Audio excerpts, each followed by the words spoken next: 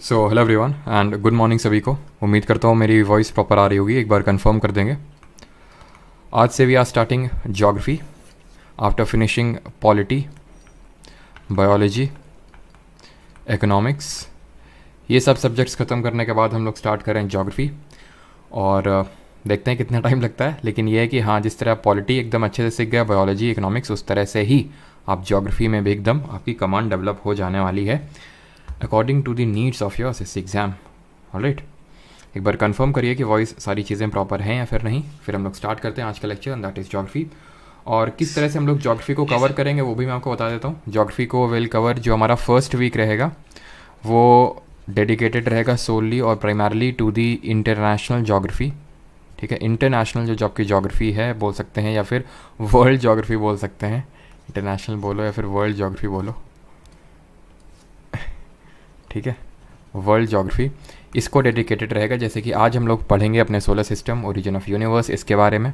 फिर हम लोग मोस्ट प्रोबेबली कल पढ़ेंगे latitude, longitude, shape of earth, फिर रोटेशन, रेवोल्यूशन, टाइड्स और आपके जो इक्लिप्सेस होते हैं उनके बारे में पढ़ेंगे। एंड देन उसके बाद मोस्ट प्रोबेबली हम लोग फिर प्लेट टेक्टोनिक्स थ्योरी, इन सब के बारे में पढ़ेंगे। तो हमारा जो वीक 1 रहेगा वो मेजरली आपका वर्ल्ड ज्योग्राफी को डेडिकेटेड रहेगा। And then will start the Indian geography. जो इंपॉर्टेंट कंपोनेंट्स हैं वो मेरी कोशिश है कि पहले ख़त्म करवाए जाएँ, बिकॉज कंसिडरिंग मुझे पता है कि यहाँ पे काफ़ी CGL मेंस के भी स्टूडेंट हैं, तो वो बैक ऑफ द माइंड मेरे वो भी चीज़ है। ठीक है, कि मेंस वाले स्टूडेंट्स हैं और इसी वजह से आप देख रहे होंगे कि सारी चीज़ें हमारी, मतलब ऐसा नहीं है कि जो मैंने आपको बोला था कि भाई पॉलिटी हो जाएगा, ज्योग्राफी हो जाएगा और साइंस का सब्जेक्ट इस तरह से है। ठीक है, लेकिन अभी आप देख सकते हैं पॉलिटी ख़त्म हो चुका है, इकोनॉमिक्स ख़त्म हो चुका है, ज्योग्राफी भी ख़त्म हो जाएगा पक्का, बायोलॉजी ख़त्म हो ही चुका है और एटलीस्ट साइंस का एक सब्जेक्ट तो हो ही जाएगा। बफरिंग हो रही है क्या? हाँ, प्रकाश आनंद जी बोल रहे हैं बफरिंग हो रही है, ऐसा है क्या? जय हिंद सभी को। ऋषिका, सुमित, SSC एक पहचान, ओके, गुड मॉर्निंग। विनय, ट्राइडेंट वर्ल्ड, विवेक। कब तक कंप्लीट हो जाएगा कोशिश? अब ये मैं एग्जैक्टली नहीं बता सकता हूँ, बट हाँ ये है कि आपका पहले वीक में हम लोग का पूरा ये जो वर्ल्ड ज्योग्राफी है and then Indian geography, major जो आपका कॉम्पोनेंट्स है वो 2 वीक में, मेजर जो मैं चीज़ें बता रहा हूँ पूरी तो नहीं, मेजर जो आपका 2 वीक में कंप्लीट हो जाएगा। ठीक है, no buffering, okay, all clear. चलिए फिर स्टार्ट करते हैं। पढ़ने क्या वाले हैं? पढ़ने वाले हैं आज, मतलब ज्योग्राफी तो देखने वाले हैं, लेकिन ज्योग्राफी में आज हमारा टॉपिक ऑफ डिस्कशन क्या है? That is solar system. But अगर मैं सिर्फ सोलर सिस्टम बोलूँ दैट विल बी रॉन्ग। क्यों? क्योंकि यार सोलर सिस्टम पढ़ने से पहले हमें पता होना चाहिए व्हाट इज़ सोलर सिस्टम। अब मैं तुम्हें अब आज बताता हूँ सोलर सिस्टम है क्या। ठीक है, हमारा एक यूनिवर्स है, क्या है? ब्रह्मांड है। ठीक है, उस ब्रह्मांड में, उस बहुत से बड़े ब्रह्मांड में हमारी एक छोटी सी एक गैलेक्सी है, मिल्की वे गैलेक्सी। उस एक छोटी सी, ऐसे बहुत सारी गैलेक्सीज़ हैं, जैसे हमारी मिल्की वे गैलेक्सी, ऐसे बहुत सारी गैलेक्सीज़ है, उसमें एक छोटी सी गैलेक्सी है मिल्की वे गैलेक्सी। उस छोटी सी मिल्की वे गैलेक्सी में एक छोटा सा हमारा है सोलर सिस्टम, जिसको सौर मंडल बोलते हैं। उस सोलर सिस्टम में हमारे छोटे छोटे छोटे 8 प्लैनेट हैं, जिनके बारे में आज 8 ग्रहों के बारे में पढ़ेंगे। उन 8 प्लैनेट में हमारा एक छोटा सा प्लैनेट है अर्थ। उस एक छोटे से प्लैनेट अर्थ में हमारा एक छोटा सा कॉन्टिनेंट तो नहीं, बड़ा सा कॉन्टिनेंट है एशिया। उस एक कॉन्टिनेंट एशिया में हमारी छोटी सी तो नहीं, ठीक ठीक बड़ी कंट्री है इंडिया। और इंडिया में आपका एक छोटा सा कोई स्टेट होगा, उसमें एक छोटा सा कोई सिटी होगी, उसमें कोई छोटा सा एक घर होगा, और आपको लगता है कि उसने फ़ोन नहीं उठाया तो आपका दिन ख़राब हो गया, या फिर पूरी दुनिया इधर की उधर हो गई। अब देखिए अब कितने माइन्यूट लेवल पे एग्जिस्ट कर रहे हैं, वो इसके थ्रू समझिए कि हमारे यूनिवर्स ब्रह्मांड में बहुत सारी गैलेक्सी हैं। उनमें से हमारी एक गैलेक्सी है मिल्की वे गैलेक्सी। उस एक गैलेक्सी में हमारा एक सोलर सिस्टम, ऐसे न जाने कितने सोलर सिस्टम होंगे। उस सोलर सिस्टम में हमारा 8 प्लैनेट है, उनमें से एक प्लैनेट हमारा है, और उनमें से फिर आप देख सकते हो कि कितने माइन्यूट लेवल पे हम एग्जिस्ट कर रहे हैं। खैर, वो तो सारी फिलोसफिकल बातें हो गई, वो हम फिलोसफी में करेंगे, जब फिलोसफी में आपको पढ़ाऊँगा तब। Philosophy and psychology. ठीक है, साइकोलॉजी मुझे अच्छी खासी आती है, मैं कभी उसका भी प्रदर्शन करूँगा आपके सामने। ठीक है, और ये मैं मजाक के टाइम से नहीं बोल रहा हूँ, ठीक है, वो मैं आपको बताऊंगा। ठीक है, सोलर सिस्टम की भी बात करते हैं। ठीक है, solar system, but before that हम अपने यूनिवर्स की क्यों ना बात कर लें कि यूनिवर्स हमारा बना कैसे। और ऐसा नहीं कि यहाँ पे पूरी थीसिस करने वाले हैं ओरिजिन ऑफ यूनिवर्स पे, जितना नीडेड है उतना ही देखेंगे। ठीक है, तो ओरिजिन ऑफ यूनिवर्स की जब बात करते हैं कि हमारा ब्रह्मांड की उत्पत्ति किस तरह से हुई, तो यहाँ पे कई सारी थ्योरी आती है, और उसमें से जो सबसे पहली थ्योरी आती है that is the big bang theory. नहीं, ये वाली बिग बैंग थ्योरी नहीं, ये वाली बिग बैंग थ्योरी। इस बिग बैंग थ्योरी के द्वारा ये बताया गया कि जो हमारा यूनिवर्स है वो किस तरह से बना, यूनिवर्स किस तरह से बना। एक बहुत ही टाइनी हम बोल सकते हैं चार्ज सुपरनोवा था और इसका हुआ एक्सप्लोजन। उसके एक्सप्लोजन की वजह से हमारी जो डिफरेंट पूरा जो यूनिवर्स है, डिफरेंट यूनिवर्स में हमारी जो डिफरेंट चीज़ें हैं वो एग्जिस्टेंस में आई, या फिर हम बोल सकते हैं स्पेस एग्जिस्टेंस में आया, टाइम एग्जिस्टेंस में आया। तो ये सारी चीज़ें जो एग्जिस्टेंस में आई वो इसी वजह से आई। कैसे? जब एक इनफाइनेटली हॉट और डेंस पॉइंट था, यहाँ पे मैं लिख देता हूँ और इसमें लिख देता हूँ, ठीक है, वाइट में, इनफाइनाइटली, ठीक है, infinitely hot and dense single point था ये, ठीक है। और ये infinitely hot and dense single point explode किया, एक्सप्लोजन हुआ इसमें, ठीक है। इन्फ्लेशन आप समझते हो, इकोनॉमिक्स वाला इन्फ्लेशन नहीं, इन्फ्लेशन का मतलब है जैसे बलून को फुलाते हैं तो उसमें इन्फ्लेशन होता है, मतलब उस चीज़ बढ़ रही है, उसमें एक्सप्लोजन हुआ। और ये एक्सप्लोजन की वजह से सारी चीज़ें जो एग्जिस्टेंस में अभी हम देखते हैं वो एग्जिस्टेंस में आई, ठीक। और ये हमें पता कैसे चलता है?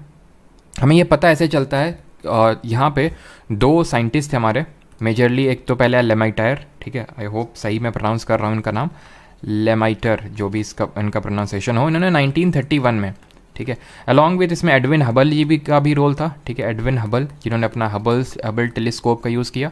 इन्होंने ये बताया कि किस तरह से जो हमारे डिफरेंट स्पेस ऑब्जेक्ट्स हैं, या फिर डिफरेंट जो हमारे सेलेस्टियल ऑब्जेक्ट्स हैं, या फिर डिफरेंट जो हमारी सेलेस्टियल बॉडीज़ हैं, उनके बीच में कैसे जो डिस्टेंस है वो कॉन्टिन्यूसली इंक्रीज़ हो रहा है। अभी तक वो इंक्रीज़ हो रहा है, यानी कि आर जो यूनिवर्स इज कॉन्टिन्यूसली एक्सपैंडिंग, ये इन लोगों ने बताया। सबसे पहले जो एक तरह से हम बिग बैंग थ्योरी का एक ओरिजिन मान सकते हैं वो लेमाइटर के द्वारा था 1931 में, ठीक है। और इसको हम बिग बैंग एक्सप्लोजन के नाम से भी जानते हैं। बिग बैंग थ्योरी और बिग बैंग जो एक्सप्लोजन है उसको हम बिग बैंग एक्सप्लोजन बोलते हैं।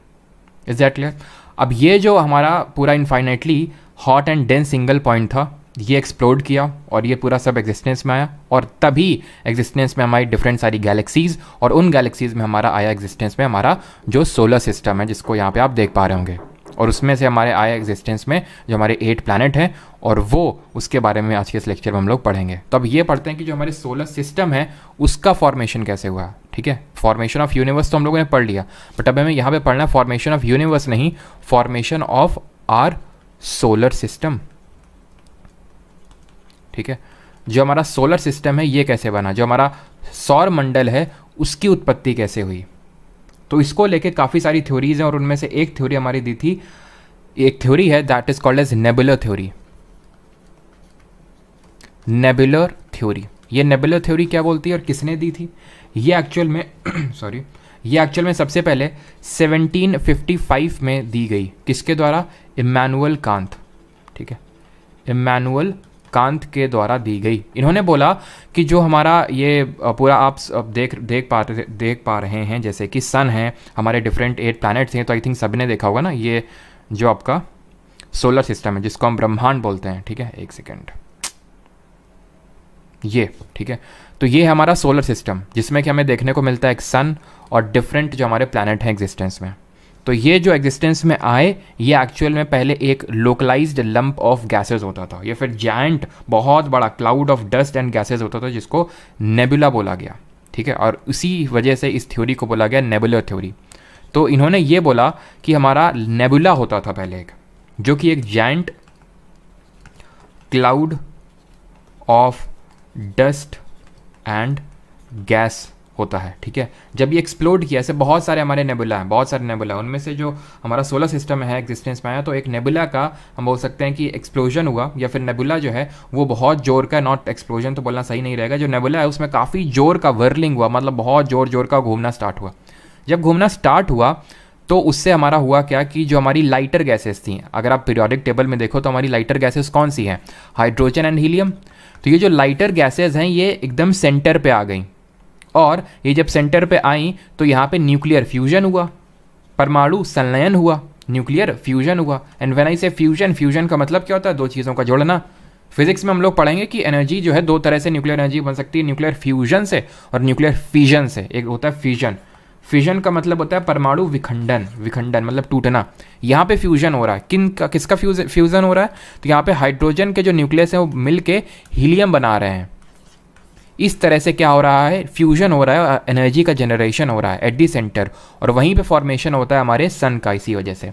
तो इसीलिए जब हमसे क्वेश्चन पूछा जाता है कि सन में मोस्टली हमें कौन सी 2 गैसेस देखने को मिलती है, तो answer is hydrogen and helium. और यहाँ तक कि सन में हाइड्रोजन 70% ऑक्यूपाई करता है, 70% जो सन है वो हाइड्रोजन का ही बना हुआ है। तो मेनली हाइड्रोजन हीलियम का, और उसमें से भी हाइड्रोजन 70%। तो जो लाइटर गैसेस सेंटर में न्यूक्लियर फ्यूजन हुआ, सन बना। ठीक, फिर हमारे और जब धीरे धीरे मतलब और इसमें एक तरह से बोल सकते हैं वर्लिंग हुआ, तो हमारे 8 प्लैनेट इवॉल्व हुए। हमारे और जो अभी 8 प्लैनेट हैं एग्जिस्टेंस में देखते हैं वो इवॉल्व हुए। इसको लेके भी काफ़ी सारी डिफरेंट थ्योरी हैं। किसी की थ्योरी ये बोलती है कि मतलब ठीक है सन तो बन गया, लेकिन अभी 8 प्लैनेट का फॉर्मेशन ऐसे हुआ कि एक बहुत बड़ा सा एक जायंट यहाँ पे स्टार आया। ठीक है, उस स्टार ने इतना भयंकर पुल लगाया जिसकी वजह से ये जो है यहाँ से प्लैनेट अलग होते गए। इस तरह की मतलब डिफरेंट थ्योरीज़ हैं। और वो डिफरेंट थ्योरीज़ पे हमें नहीं जाना, बिकॉज वो पूछेगा भी नहीं आपसे, बिकॉज उनमें काफ़ी वो डिस्प्यूटेबल थ्योरीज़ हैं। बट हमें ये पता होना चाहिए कि भाई ये नेबुलर थ्योरी बोलती क्या है। 1755 में इमानुएल कांत ने दी थी, बट ध्यान रखना इसमें से एक चीज़ और, एंड दैट इज़ कि 1796 में इसको इम्प्रोवाइज़ किया था या फिर मॉडिफाई किया था लैपलेस ने। ठीक है, यहाँ पे मैं लिख देता हूँ, मॉडिफाइड बाई लैपलेस। इन्होंने इसको क्या किया, मॉडिफाई किया। तो 2 लोगों के नाम आते हैं नेबुलर थ्योरी में, 1755 इमानुएल कांत और 1796 में लैपलेस। इस पे आई थिंक 2022 या फिर 2023 अभी रिसेंट वाले में सीजीएल में क्वेश्चन पूछा जा चुका है। और इसी तरह से वर्ल्डिंग से हमारे क्या बने, डिफरेंट 8 प्लैनेट एग्जिस्टेंस में आए। अब यहाँ पे मैं आपको एक चीज़ बताना चाहूँगा, दैट इज़ जब मैंने आपको बिग बैंग थ्योरी के बारे में बताया, तो यहाँ पे मैंने एक टर्म दिया सेलेस्टियल बॉडीज़। अब हम डिफरेंट टाइप की सेलेस्टियल बॉडीज़ पढ़ेंगे। प्लैनेट तो आपने जैसे प्लैनेट आपने सुना होगा सबने, प्लैनेट ग्रह, वो एक टाइप की सेलेस्टियल बॉडी है। ऐसे ही एस्टेरॉइड होते हैं, ठीक है, मेटियोर्स होते हैं, मेटियोराइट्स होते हैं, कॉमेट्स होते हैं, ठीक है, स्टार होते हैं। तो इन सेलेस्टियल बॉडीज़ के बारे में भी थोड़ा सा देख लेते हैं ताकि आपको कन्फ्यूजन ना हो, एस्टेरॉइड क्या होता है, मेटियोर क्या होता है, ठीक है, और कॉमेट क्या होता है, ये सारी चीज़ों में आपको कन्फ्यूजन ना हो। तो डिफरेंट टाइप की जो सेलेस्टियल ऑब्जेक्ट्स हैं, फिर सेलेस्टियल बॉडीज़ हैं, उनके बारे में हम यहाँ पे देख लेते हैं और उनमें क्या डिफरेंस होता है उनके बारे में। ठीक है, सबसे पहले यहाँ पे मैं आपको बताना चाहूँगा एस्टेरॉइड के बारे में, जिसको कि हिंदी में क्षुद्र ग्रह बोलते हैं। एस्टेरॉइड को ऐसे समझो, भटकती हुई आत्मा। भटकती हुई वो आत्मा जिनको एक तरह से बोल सकते हो शरीर नहीं मिल रहा है, ऐसे समझ सकते हो। हुआ क्या, मतलब एक तरह से अवशेष हम बोल सकते हैं। जब प्लैनेट का फॉर्मेशन हुआ ना, तो ये एक तरह से रेजिड्यू बोल सकते हैं। जब प्लैनेट का फॉर्मेशन हुआ तो जो बड़े बड़े पत्थर हैं, ठीक है, जो टूट के एक तरह से बोल सकते हैं अलग हो गए, और ये किसी तरह के प्लैनेट नहीं है। बिकॉज प्लैनेट होने के लिए, किसी को भी ग्रह होने के लिए कुछ सर्टेन कंडीशंस होती हैं जिसको मीट करना होता है, जो ये हमारे एस्टेरॉइड नहीं मीट करते हैं। ये आपके प्लैनेट के तरह ही होते हैं, स्ट्रक्चर्स काफ़ी बड़े होते हैं, लेकिन ये प्लैनेट नहीं कहलाते हैं। ये एक तरह से एस्टेरॉइड या फिर क्षुद्र ग्रह कहलाते हैं। ठीक है, इन्हीं के छोटे भाई हम बोल सकते हैं होते हैं मेटियोराइट्स या फिर मेटियोर्स, मेटियोराइड और मेटियोर्स। इनको हिंदी में बोलते हैं उल्का पिंड, मेटियोर्स। ये इनके छोटे भाई हैं, मतलब ये टूट के अलग हो गए हैं एस्टेरॉइड से। ठीक है, एस्टेरॉइड से टूट के अलग हो गए हैं और अर्थ के एटमॉस्फेयर में ये एंटर करते हैं। जब हम अभी ज्योग्राफी में ही जब एटमॉस्फेयर पढ़ेंगे तो वहाँ देखेंगे, जब अर्थ के एटमॉस्फेयर में एंटर करते हैं तो हमारी एक एटमॉस्फेयर की लेयर होती है, that is called as mesosphere. Mesosphere में आके ख़त्म हो जाते हैं। ठीक है, और हमें ऐसा लगता है कि तारा टूट के गिरा है। क्यों? वो तारा टूट के नहीं गिरा है, वो मेटियोराइट है। जब यहाँ पे आता है तो बर्न हो जाता है मेसोस्फीयर लेयर में, और वो हमें ऐसे ग्लो करके दिखता है कि देखो ग्लो किया। ठीक है, तो ये समझ लेना कि मतलब क्या है ये। ठीक, यूजुअली हमें यही लगता है। और थर्ड यहाँ पे मैं बताना चाहूँगा, दैट इज़ कॉमेट के बारे में। ठीक है, third thing is our comet. Comet को हिंदी में बोलते हैं धूमकेतु। ठीक है, क्या बोलते हैं? धूमकेतु। अब ये धूमकेतु क्या है? धूमकेतु ये होते हैं आपके एक तरह से स्मॉल आईसी, इनको बोल सकते हैं small IC dirt balls. Small IC dirt balls, ये जो कॉमेट्स होते हैं यूजुअली आइस के बने होते हैं, और ये जब सन के नज़दीक पहुंचते हैं तो बर्न हो जाते हैं, और इस तरह का इनका कुछ स्ट्रक्चर बनता है, ऐसे एक टेल सी निकल आती है। ठीक है, ऐसे टेल सी निकल आती है उनमें। क्यों? क्योंकि जब ये उसके पास से निकलते हैं, सन के पास से, तो उसकी हीट इनको जला देती है, बिकॉज ये आइस के बने होते हैं। तो ऐसा मतलब ग्लोइंग टाइप का आता है, that is called as comet. धूमकेतु हिंदी में बोलते हैं, एंड ऑर्बिट द सन। ये क्या है? ये अर्थ के एटमॉस्फेयर में एंटर करते हैं, मेटियोर्स एस्टेरॉइड के छोटे भाई हैं, और ये ऑर्बिट करते हैं, ऑर्बिट द सन। क्लियर है? And now coming on to the stars. Last में मैंने स्टार्स को इसलिए रखा बिकॉज स्टार्स इंपॉर्टेंट। अब स्टार को पढ़ने से पहले एक सेकंड रुकिएगा, बाकी चीजें समझ लेते हैं स्टार के बारे में। ठीक है,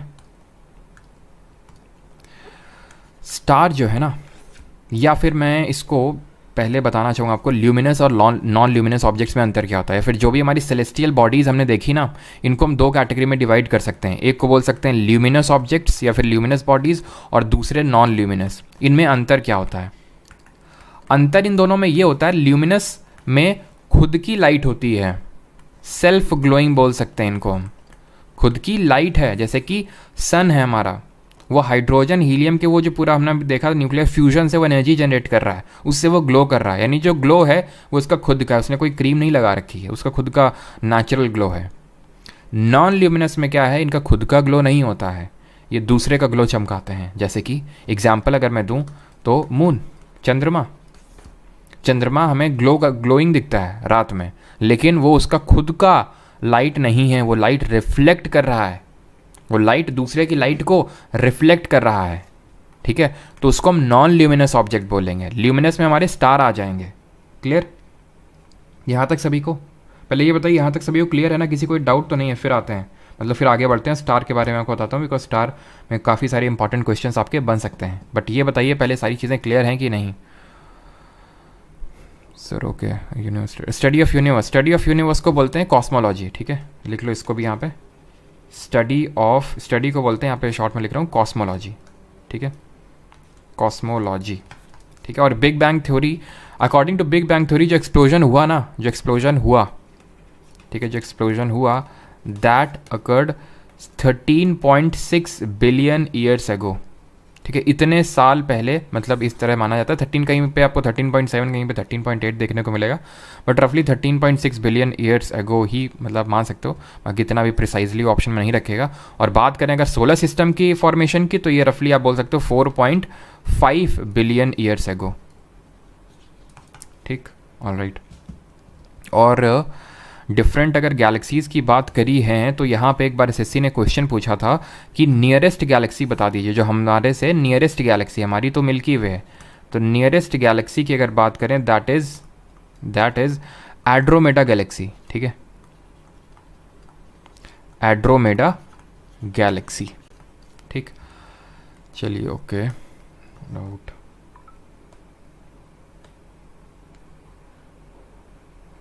प्रॉक्सिमा सेंटारी, इन पे भी आएंगे अभी, ठीक है, प्लीज़ हिंदी भी बोलिए। अच्छा, अभी मैंने हिंदी भी बोला नहीं है।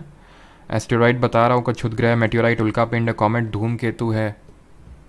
अब सेलेस्टियल बॉडीज़ का, आई थिंक सेलेस्टियल बॉडीज़ को खगोलीय पिंड बोलते हैं, ठीक है। तो थोड़ा सा आप कॉम्प्रोमाइज़ करिए, मैं कोशिश कर रहा हूँ अपने साइड से पूरी, ठीक है। बाकी अभी स्टार पे आते हैं, स्टार क्या होते हैं, ठीक है। तो स्टार तो ये समझ गया आपकी, ये ल्यूमिनस बॉडीज़ हैं, ठीक है, ल्यूमिनस बॉडीज़ हैं, ठीक है, यानी कि खुद का एनर्जी बना रहे हैं, ठीक है। जैसे हमारा एग्जांपल सन एक स्टार है। अब स्टार के बारे में पढ़ने से पहले कुछ चीज़ें बेसिक जो स्टार के बारे में पता होना चाहिए, कि जो स्टार का कलर होता है वो कैसे डिटरमाइन होता है, वो उसके टेम्परेचर से डिटरमाइन होता है। उसका टेम्परेचर क्या है उस पर डिपेंड करेगा कि उसका कलर क्या है, ठीक है।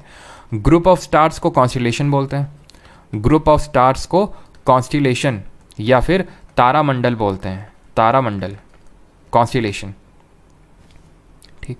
लार्जेस्ट अगर कॉन्स्टिलेशन की बात करें, ठीक है, लार्जेस्ट कॉन्स्टिलेशन कौन सा, इस पे क्वेश्चन आ चुका है। लार्जेस्ट कॉन्स्टिलेशन है हमारा हाइड्रा।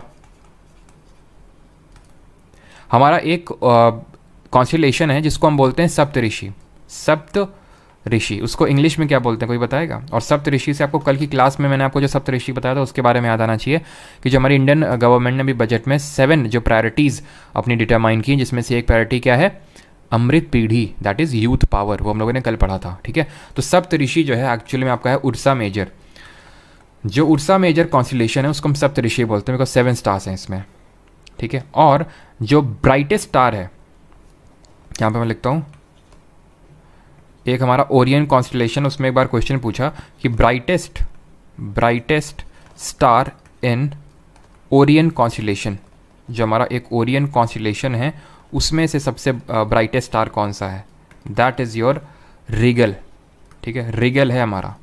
बाकी वैसे अगर हम बात करें नाइट स्काई में सबसे हमारा ब्राइटेस्ट स्टार अगर बात करें दैट इज़ सिरियस, ठीक है, ध्यान रखना, नाइट स्काई। ऐसे तो ये ओरियन कॉन्स्टिलेशन की बात हो रही है, मतलब ओवरऑल अगर हम बात करें, ओवरऑल अगर हम ब्राइटेस्ट स्टार की बात करें, ठीक है, तो यहीं पे लिख दें क्या, यहीं पे लिख देते हैं ओवरऑल, आप यहाँ पे याद रखिएगा, दैट इज़ योर सिरियस, ठीक है। इसको हम डॉग स्टार के नाम से भी जानते हैं, डॉग स्टार, ये आपका ब्राइटेस्ट है। ये जो मैं फैक्ट्स बता रहा हूँ ये वो फैक्ट्स हैं जो आपके पूछे गए एग्ज़ाम में। फैक्ट्स तो बहुत सारे हैं, फैक्ट्स को अनलिमिटेड फैक्ट्स हैं, ठीक है, कोई लिमिट नहीं है, लेकिन वो वाले हैं जो आपके एग्ज़ाम में रिपीटेडली पूछे गए हैं, राइट। अब आते हैं अपने स्टार के बारे में। अपने स्टार तो नहीं बोलना चाहिए, हाँ, क्लोजेस्ट स्टार कौन सा है, ठीक है। क्लोजेस्ट स्टार टू अर्थ, यानी हमारी पृथ्वी के सबसे नज़दीकी तारा कौन सा है, दैट इज़ आर सन, सूरज, जिसके अराउंड हमारे सारे जो प्लैनेट हैं वो रिवॉल्व कर रहे हैं अपने अपने ऑर्बिट, अपने अपने पाथ में। क्लियर।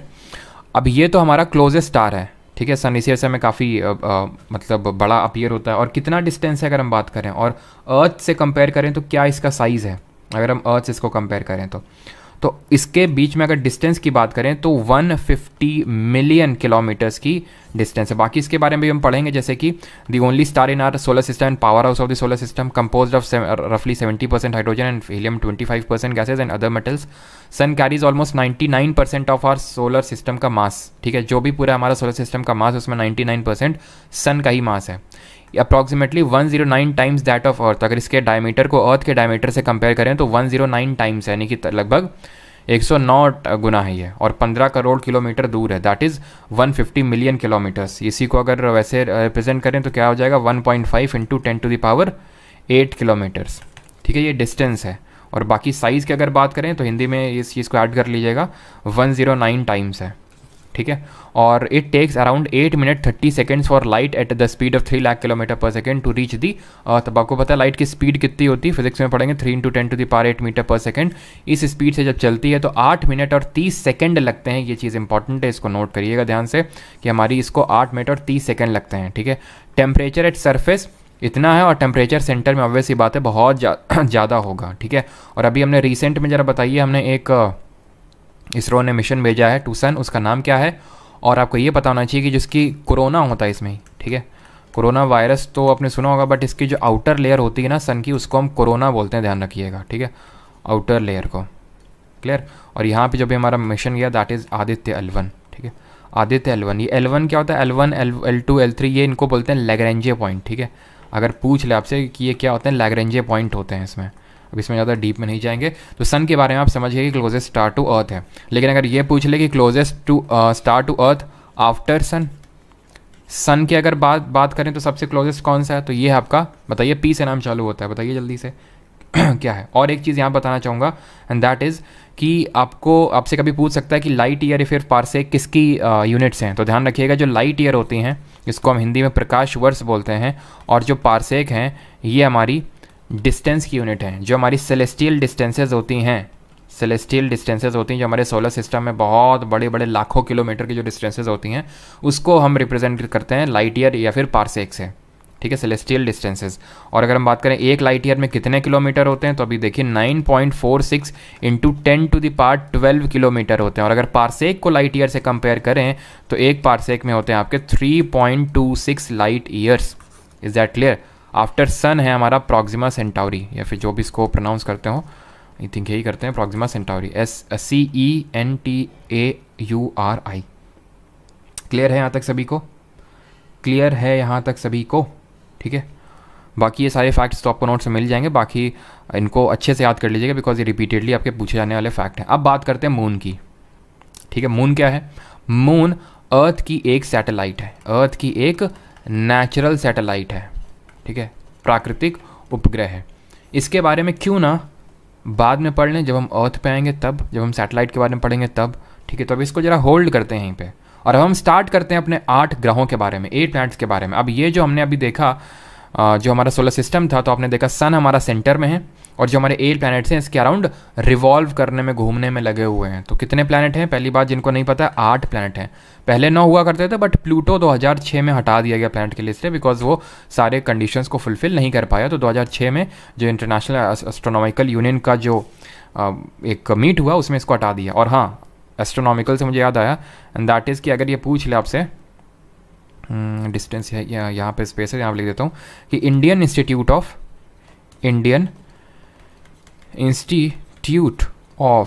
एस्ट्रोफिजिक्स, इसका हेडक्वार्टर कहाँ पे है, इंडियन इंस्टीट्यूट ऑफ एस्ट्रोफिजिक्स। कोई बताएगा यहाँ पे, कोई बताना चाहेगा, आंसर होगा इसका बैंगलोर, ठीक है, बैंगलोर या ध्यान रखिएगा इसका हेडक्वार्टर है, ठीक है। तो इन 8 प्लैनेट्स के बारे में पढ़ना है। 8 प्लैनेट्स हमारे कौन कौन से? Mercury, Venus, Earth, Mars, Jupiter, Saturn, Uranus, Neptune. Hindi में बोलते हैं बुध, शुक्र, पृथ्वी, मंगल, बृहस्पति, शनि, अरुण और वरुण, ठीक है। चिंता ना करिए, अब इतना मैं तेज ही नहीं भाग रहा हूँ, अभी पढ़ेंगे एक एक के बारे में सबके। तो ये 8 प्लैनेट है। इन 8 प्लैनेट्स को वी डिवाइड इनटू 2 कैटेगरीज। एक कैटेगरी को बोलते हैं टेरेस्ट्रियल और दूसरे को बोलते हैं जोवियन, ठीक है। एक को बोलते हैं टेरेस्ट्रियल और दूसरे को बोलते हैं जोवियन। अब क्यों टेरेस्ट्रियल बोलते हैं और क्यों जोवियन बोलते हैं समझिए। ये हमारा पूरा सोलर सिस्टम है जो आप देख पा रहे हैं, ये हमारा सन है। यहाँ पे आप देख पा रहे हैं अपने प्यारे सूरज को, सन को, ठीक है। इनको हमने बोला है टेरेस्ट्रियल। ये मरकरी है, ये वीनस है, ये अर्थ है, मार्स। अभी मैं सारा कुछ आराम से, अभी ये मत सोचिएगा कि मतलब इतना जल्दी जल्दी सर करवा रहे हैं। अभी सारा कुछ जब क्लास खत्म हो जाएगा तो आप बोलिए कि ये समझ नहीं है, फिर जो भी अगर आपको कुछ प्रॉब्लम हो। अभी नहीं, ठीक है, अभी बस आप सिर्फ समझो। तो यहाँ पे इनको कलेक्टिवली बोलते हैं जोवियन प्लैनेट, ठीक है। यहाँ पे आप एक चीज़ देख पा रहे होंगे कि ये और ये को सेपरेट कर रहा है ये चीज़, ठीक है। ये चीज़ क्या है? ये चीज़ है आपकी एस्टेरॉइड बेल्ट। तभी मैंने एस्टेरॉइड का मतलब आपको पहले बता दिया ताकि आप यहाँ पे आके ना पूछें कि एस्टेरॉइड क्या होता है, राइट। जो हमारे बड़े बड़े पत्थर हैं वो हैं, ये रेजिड्यू हैं। जब ये पूरा सोलर सिस्टम बना होगा तो ये बड़े बड़े पत्थर जो बेचारे प्लैनेट नहीं बन सके, जिनको कोई शरीर नहीं मिल सका, वो भटकती हुई आत्मा, ऐसे समझ लो एस्टेरॉइड, ठीक। ये टूट के जब आते हैं यहाँ पे हमारे अर्थ में तो ये मेसोस्फीयर जो है हमारी क्या कर देती है, इनको मार डालती है और हमें ग्लोइंग करके ये दिखते हैं, ठीक। तो अगर हम बात करें किसकी बात करें, हाँ, तो अगर हम बात करें एस्टेरॉइड बेल्ट, तो ये क्या है हमारा, ध्यान से अगर हम देखें तो ये प्लैनेट जो कि मार्स है और ये प्लैनेट जो कि जुपिटर है, इनके बीच में ऐसे घूमते हुए एक क्षुद्र ग्रह की बेल्ट है। और अभी इसी पे ही मतलब सीजे में क्वेश्चन बना था कि इसमें एक छोटा सा एक कोई पत्थर होगा, एस्टेरॉइड होगा, उसका नाम हमारे एक हमारे इंडियन म्यूजिशियन है, उनके नाम पे रखा गया। कोई बताएगा उनका नाम? उनका नाम जे से चालू होता है, बताइए। उनका नाम जे से चालू होता है, क्या नाम है उनका? जिनके नाम पे, और वो पहले इंडियन बने जिनके नाम पे कोई एस्टेरॉइड बेल्ट में इनको हम ड्वार्फ प्लैनेट भी बोल देते हैं प्यार से, ठीक है, ताकि इनको सुनने में अच्छा लगे। अगर इनको कभी पता चले कि देखो हमारे बारे में ऐसा बोला जा रहा है तो मतलब इनको सुनने में अच्छा लगे, इसलिए इनको कभी कभी ड्वार्फ प्लैनेट बोल देते हैं। और ये पंडित जसराज जी, हो सकता है आगे पूछ ले, बिकॉज अभी सीजीएल में पूछा गया था पंडित जसराज जी पे, और एक्चुअल में अभी नहीं, 2019 में 2020 में इनकी आई थिंक डेथ हो गई थी। और पंडित जसराज जी अगर बात करें तो 2019 पे इनके नाम पे इसका नाम रखा गया था। इज द फर्स्ट इंडियन जिनके नाम पे इसका किसी मतलब प्लैनेट, ड्वार्फ प्लैनेट का नाम रखा गया। खैर, अभी आप समझ गए कि क्यों हमने एक तरह से डिवीजन किया टेरेस्ट्रियल और जोवियन में, ठीक है। तो ये हो जाएंगे टेरेस्ट्रियल, जिनको स्थलीय ग्रह बोलेंगे, और ये हो जाएंगे जोवियन। और इनको हम इंटीरियर प्लैनेट भी बोल देते हैं, आंतरिक ग्रह के नाम से भी जानते हैं इनको, इंटीरियर प्लैनेट, क्योंकि अंदर हैं एस्टेरॉइड बेल्ट के। और इनको हम कलेक्टिवली बोल देते हैं एक्सटीरियर प्लैनेट, बिकॉज ये बाहर हैं। तो आंतरिक ग्रह और बाह्य ग्रह, ठीक है। अब इनके बारे में मेजर क्लासिफिकेशन देख लेते हैं कि भाई टेरेस्ट्रियल प्लैनेट, टेरेस्ट्रियल और जोवियन, 2 कैटेगरी आप समझ गए, ठीक है। और अब देख लेते हैं जो टेरेस्ट्रियल प्लैनेट है उनकी क्या बेसिक खासियत होती है, यानी कि जो हमारे स्थलीय ग्रह हैं उनकी क्या कैरेक्टरिस्टिक हैं। तो ये मेड ऑफ रॉकी मटेरियल, यानी कि चट्टानी, बहुत ही सॉलिड मटेरियल से बने हुए, रॉकी मटेरियल से बने हुए हैं, ठीक है। अभी जब हम आगे आएंगे ना तो जोवियन में देखेंगे ये लोग गैस से बने हुए हैं, यानी अगर यहाँ पे इसी वजह से कभी भी सैटेलाइट को लैंड नहीं करवाया। आपने कभी सुना है कि सैटेलाइट हम जुपिटर में भेज रहे हैं, यूरेनस में? नहीं सुना है आपने? क्यों? क्योंकि गैस के बने हुए हैं, ये गैस के बने हुए हैं। तुम कहाँ लैंड कराओगे? कहाँ करवाओगे? तुम करवा ही नहीं सकते, है ना तो सैटेलाइट लैंड होगी ना तो हम लोग लैंड हो सकते हैं। तो इस वजह से ये आपके अलग टाइप के प्लैनेट हैं। तो ये रॉकी मटेरियल के बने, इसी वजह से हम अर्थ में तो रहते ही हैं, मार्स में सैटेलाइट भेज देते हैं, वीनस में भी अभी देखेंगे कि सैटेलाइट भेजना मतलब बहुत ही मुश्किल होता है। क्यों मुश्किल होता है अभी देखेंगे। और मरकरी में, ठीक है, सरफेस इनकी सॉलिड होती है, इनमें रिंग्स नहीं होते हैं, छल्ले नहीं होते हैं, ठीक है, अभी इनकी शादी नहीं हुई है। और वेरी फ्यू मून्स, बहुत कम ही मून्स होते हैं इनमें। मून क्या होता है? जो मैं सैटेलाइट करता हूँ ना वो मून ही है एक्चुअल में। तो सर जो हम इसरो हमारी सैटेलाइट भेजती है तो क्या चंद्रमा भेजती है क्या? चंद्रमा तो अलग होता है। एक्चुअल में जो सैटेलाइट होती है ना, सैटेलाइट होती क्या है? वो होती हैं जो प्लैनेट के अराउंड रिवॉल्व करती हैं। हमारा प्लैनेट सन के अराउंड रिवॉल्व कर रहे हैं सारे के सारे, सूरज के अराउंड घूम रहे हैं कि नहीं घूम रहे हैं। ऐसे ही जो हमारी सैटेलाइट है, ऐसे जो हमारे उपग्रह हैं वो हमारे अर्थ मतलब वो हमारे प्लैनेट के अराउंड घूम रहे हैं। जैसे अर्थ के अराउंड एक उसकी अपना एक सैटेलाइट है वो घूम रहा है, मार्स के अराउंड जो सैटेलाइट है वो घूम रहा है। अब सैटेलाइट दो तरह की हो सकती हैं, एक तो नेचुरल और दूसरी आर्टिफिशियल। तो जैसे मून है ना, मून चंद्रमा, वो हमारा एक सैटेलाइट है, नेचुरल सैटेलाइट है, बस एक ही है और कोई है ही नहीं। और जो हम इसरो और ये सब अपने स्पेस एजेंसीज होती हैं, जैसे जापान की जक्सा है, रशिया की रॉसकॉस्मॉस है, ठीक है, तो ये सारी जो स्पेस एजेंसीज हैं, नासा है अमेरिका की, तो ये सब सैटेलाइट भेजती रहती हैं। ये आपकी आर्टिफिशियल सैटेलाइट हुई, ये भी एक तरह से रिवॉल्व कर रही है अर्थ के अराउंड, तो ये भी सैटेलाइट कहलाएंगी, लेकिन ये नेचुरल सैटेलाइट नहीं है, ठीक है। और उन्हीं सैटेलाइट को हम मून बोल देते हैं, तो आर्टिफिशियल सैटेलाइट को नहीं, जो नेचुरल सैटेलाइट होती है उसको मून बोल देते हैं, ठीक है। तो मून अभी आप समझिए क्या, तो इनके पास बहुत ही कम मून है और ये बहुत ही रिलेटिवली स्मॉल होते हैं, छोटे होते हैं। ये जो आंतरिक ग्रह होते हैं, टेरेस्ट्रियल प्लैनेट होते हैं, इंटीरियर प्लैनेट होते हैं, ये बहुत ही छोटे होते हैं, ठीक है। अब आते हैं जो हमारे बाह्य ग्रह होते हैं, उनको हम जोवियन प्लैनेट बोलते हैं, या फिर इन्हीं को हम एक्सटीरियर प्लैनेट्स भी बोल देते हैं, ठीक है, एक्सटीरियर प्लैनेट बोल देते हैं। अब इन एक्सटीरियर प्लैनेट को अगेन हम दो कैटेगरी में डिवाइड कर देते हैं। जैसे ये चारों आपको दिख रहे हैं, इनको एक साथ रख देते हैं, इनको एक साथ रख देते हैं। कारण ये है कि ये जो दोनों जो है पूरी तरह से गैस के बने हुए हैं, तो इनको गैस जायंट्स बोल देते हैं। ये हमारा जुपिटर भैया यानी कि बृहस्पति, और ये सैटर्न यानी कि शनि, ये है शनि। प्रीडोमिनेंटली हीलियम और हाइड्रोजन के बने हुए हैं, ठीक है, गैसियस हैं ये।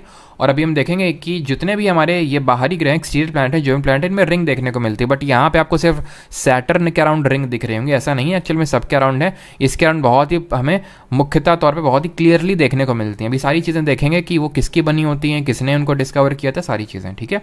तो अभी हम मोटा मोटा क्लासिफिकेशन देख रहे हैं कि हमारे जितने प्लैनेट हैं, 8 प्लैनेट हैं, उनको हमने 2 कैटेगरी में डिवाइड किया। जो शुरू के 4 हैं उनको इंटीरियर बोला, और जो बाद के 4 हैं उनको हमने एक्सटीरियर बोला। इंटीरियर को ही हम टेरेस्ट्रियल भी बोल देते हैं, और उनकी कैरेक्टरिस्टिक क्या है, बहुत ही रॉकी मटेरियल के बने हुए हैं, सॉलिड हैं, उनके अराउंड रिंग नहीं होती हैं, बहुत ही कम मून होते हैं और छोटे होते हैं।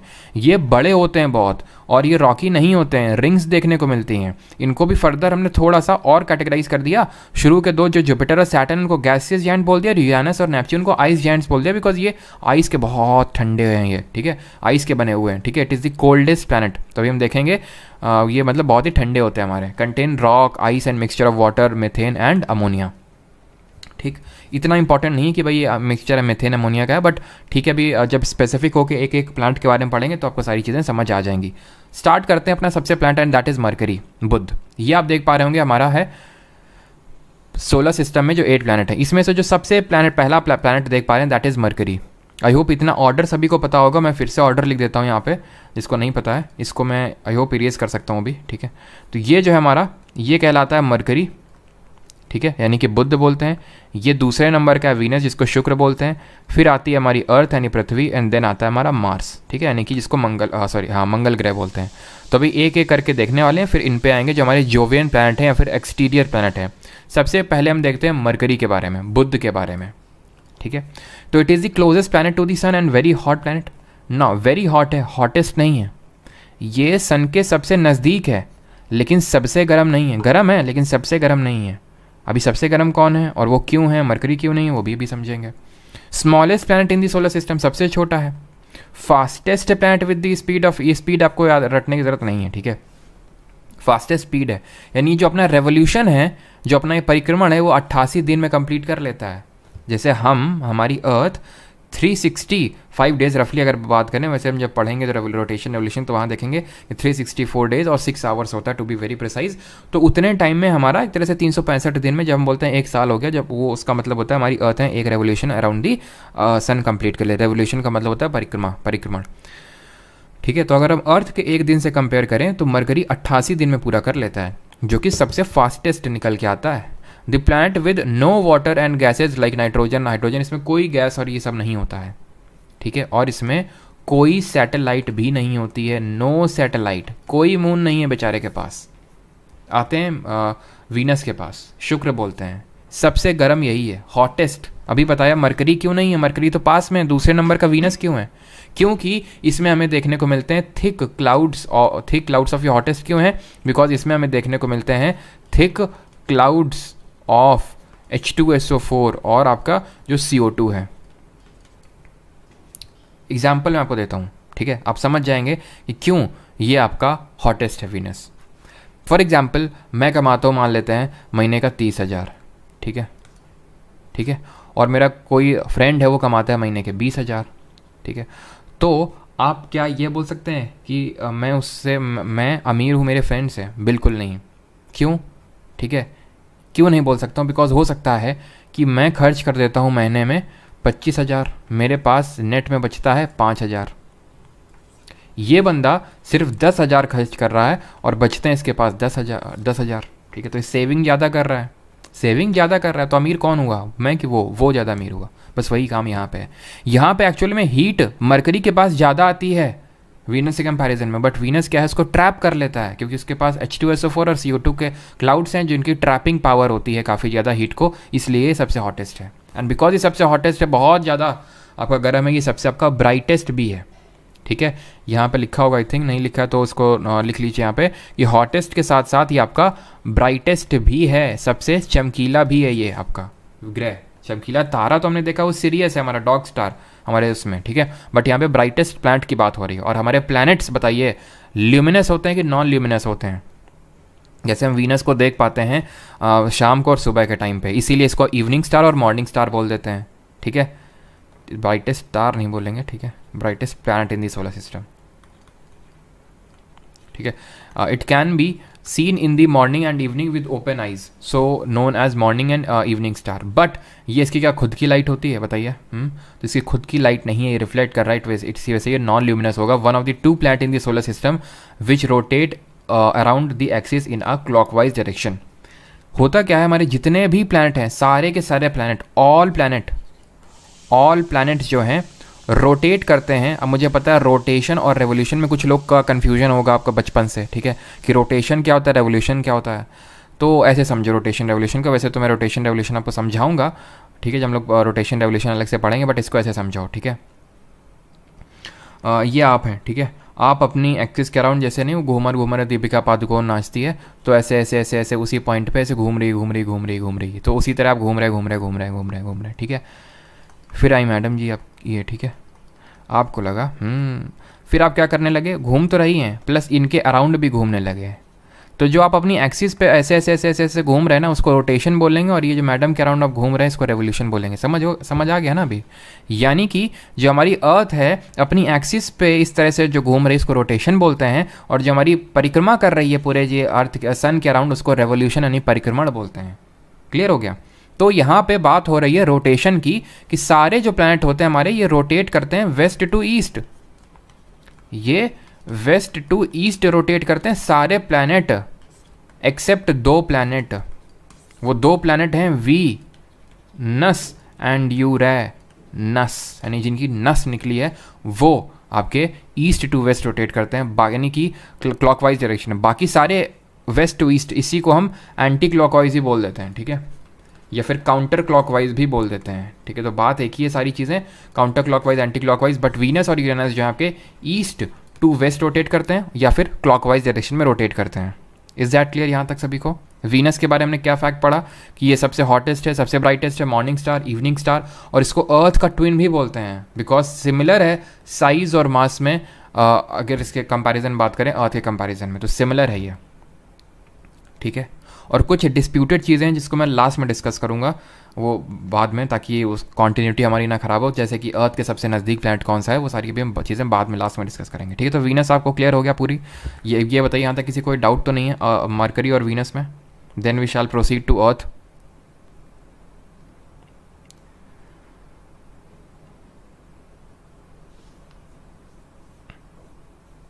नो, सन फिक्स्ड है सादिया अंजुम, सन फिक्स्ड है आपका। ठीक है,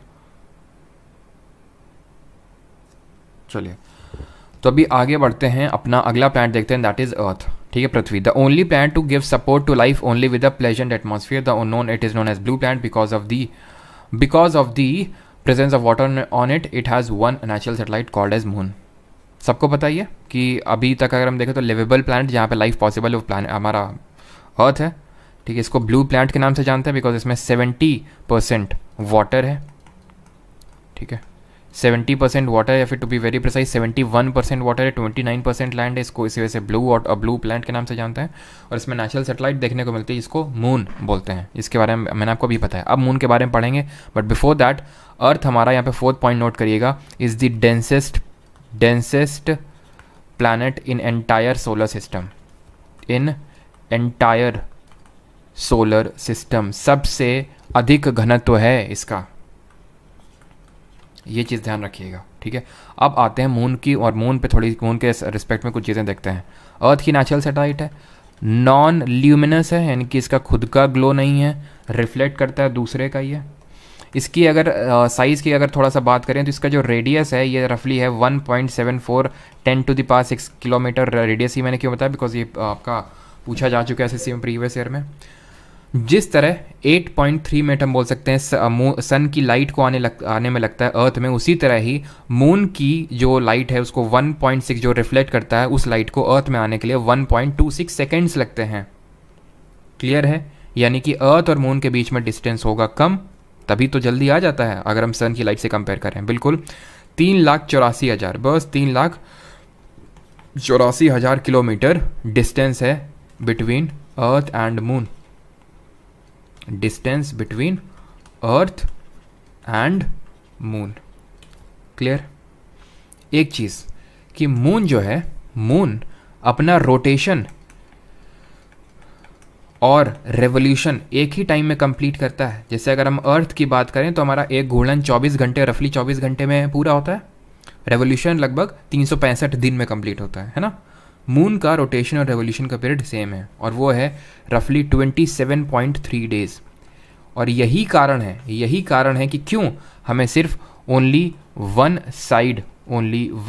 side of moon is visible, यानी हमें कभी दूसरा साइड नहीं दिखता है मून का, जिसको कि हम मून का साउथ पोल या उसका फार साइड बोलते हैं, जहाँ पे हमने अपने मिशन चंद्रयान 3 को भेजा है सक्सेसफुल साउथ पोल पे लैंडिंग करने वाला, या फिर फार साइड ऑफ द मून पे लैंडिंग करने वाला पहला हम ये कंट्री बने हैं, ठीक है। फार साइड इसको हम बोलते हैं। वैसे तो ओवरऑल अगर हम 4th बने, बट फार साइड में अगर बात करें तो पहले बने कि फार साइड या फिर साउथ पोल में हमने लैंडिंग कराई है। Is that clear. मून के बारे में आपसे ये सारी चीज़ें आपसे पूछ सकता है। और एक चीज़ कि मून में जो ग्रेविटी होती है, वैसे तो ये फिजिक्स में भी पढ़ेंगे, जो मून में ग्रेविटी होती है वो अर्थ की जो ग्रेविटी होती है उसका 1/6 होता है, 1/6 होता है, ये आपको पता होना चाहिए, ठीक। अब बढ़ते हैं आगे। तो मून के बारे में आप समझ गए, हमने 3 प्लैनेट के बारे में पढ़ लिया। अब चौथे और आखिरी इंटीरियर और टेरेस्ट्रियल प्लैनेट के बारे में पढ़ते हैं, दैट इज मार्स। इसको बोलते हैं रेड प्लैनेट, लाल ग्रह। लाल ग्रह क्यों बोलते हैं इसको, रेड प्लैनेट क्यों बोलते हैं, बिकॉज चल क्यों नहीं रहा, इसको लाल ग्रह क्यों बोलते हैं, बिकॉज यहाँ पे आयरन रिच रेड सॉइल देखने को मिलती है। और रेड सॉइल रेड क्यों होती है, due to presence of iron oxide. Second smallest planet है इन दी सोलर सिस्टम। अभी मैं आपको ऑर्डर बताऊंगा और याद कैसे रखना है उस ऑर्डर को, कि हमारा सबसे बड़ा कौन है, सबसे छोटा, एंड देन पूरा ऑर्डर अभी देखेंगे, ठीक है। बट सेकंड स्मॉलेस्ट है, has 2 natural moons, Phobos and Deimos. इसमें 2 सैटेलाइट हैं, फिर 2 नेचुरल सैटेलाइट हैं, 2 मून है इसके पास। हम मरकरी वीनस के पास कोई नहीं है, ठीक है। इसके पास भी नो सैटेलाइट। मरकरी में तो लिखवा दिया था, इसमें आई थिंक नहीं लिखवाया, नो सैटेलाइट या फिर नो मून मैं बोल सकता हूँ। तो मरकरी और वीनस, बुध और शुक्र के पास कोई भी इनके पास सैटेलाइट या फिर मून नहीं है। अर्थ के पास एक है जिसको कि हम चंद्रमा बोलते हैं, मून बोलते हैं, ठीक। और मार्स के पास 2 हैं, Phobos and Deimos. Has a thin atmosphere and surface with valleys, craters, deserts, ice cap, ये सब देखने को मिलते हैं, जिसकी वजह से हम ये बोलते हैं कि हाँ मार्स में लाइफ पॉसिबल हो सकती है, मार्स में लाइफ एग्जिस्ट कर सकती है। ओलंपस मून यहाँ पे है, जो कि largest volcano and the tallest mountain the entire solar system lies on Mars. Olympus, जिसको निक्स ओलंपिया के नाम से भी जानते हैं, निक्स ओलंपिया ये एक वोल्केनिक माउंटेन है जो पूरे सौर मंडल में सबसे बड़ा माउंटेन है।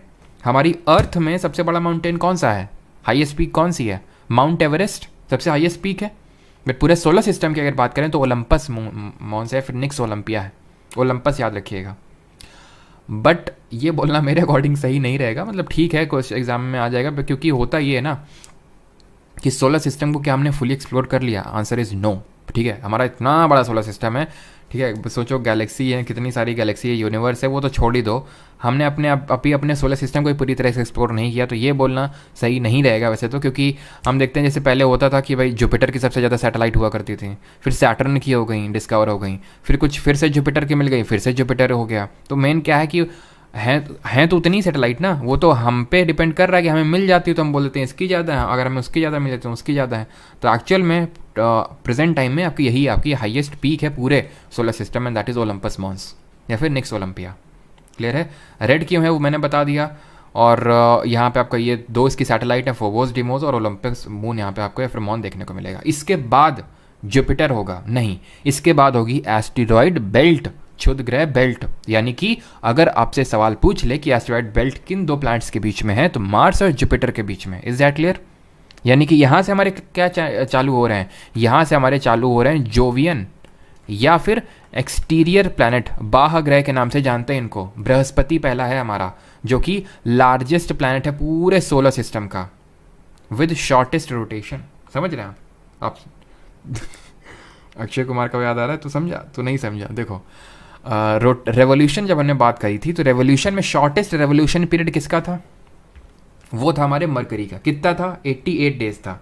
यहाँ पे उसकी बात नहीं हो रही है, यहाँ पे बात हो रही है रोटेशन ऑफ मतलब यहाँ पे बात हो रही है रोटेशन की, ठीक है?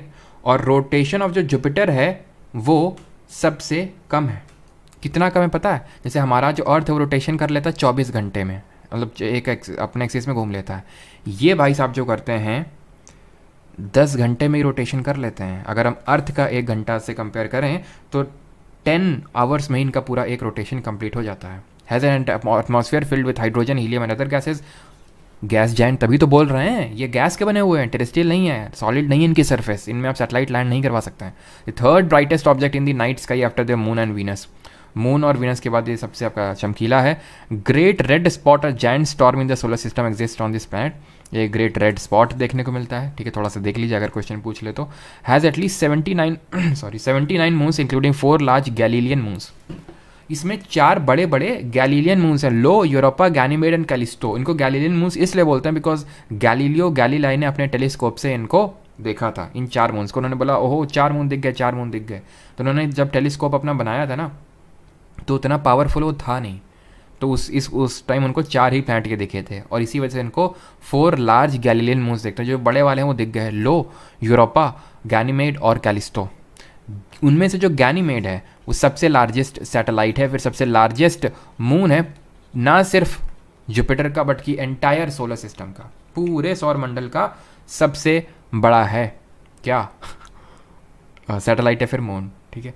Ganymede is the largest among them. It has a nuclear ring around it. इसमें न्यूक्लियर रिंग, सॉरी न्यूक्लियर बोल रहा हूँ, अनक्लियर रिंग। अनक्लियर मतलब रिंग है बट क्लियरली दिखती नहीं है।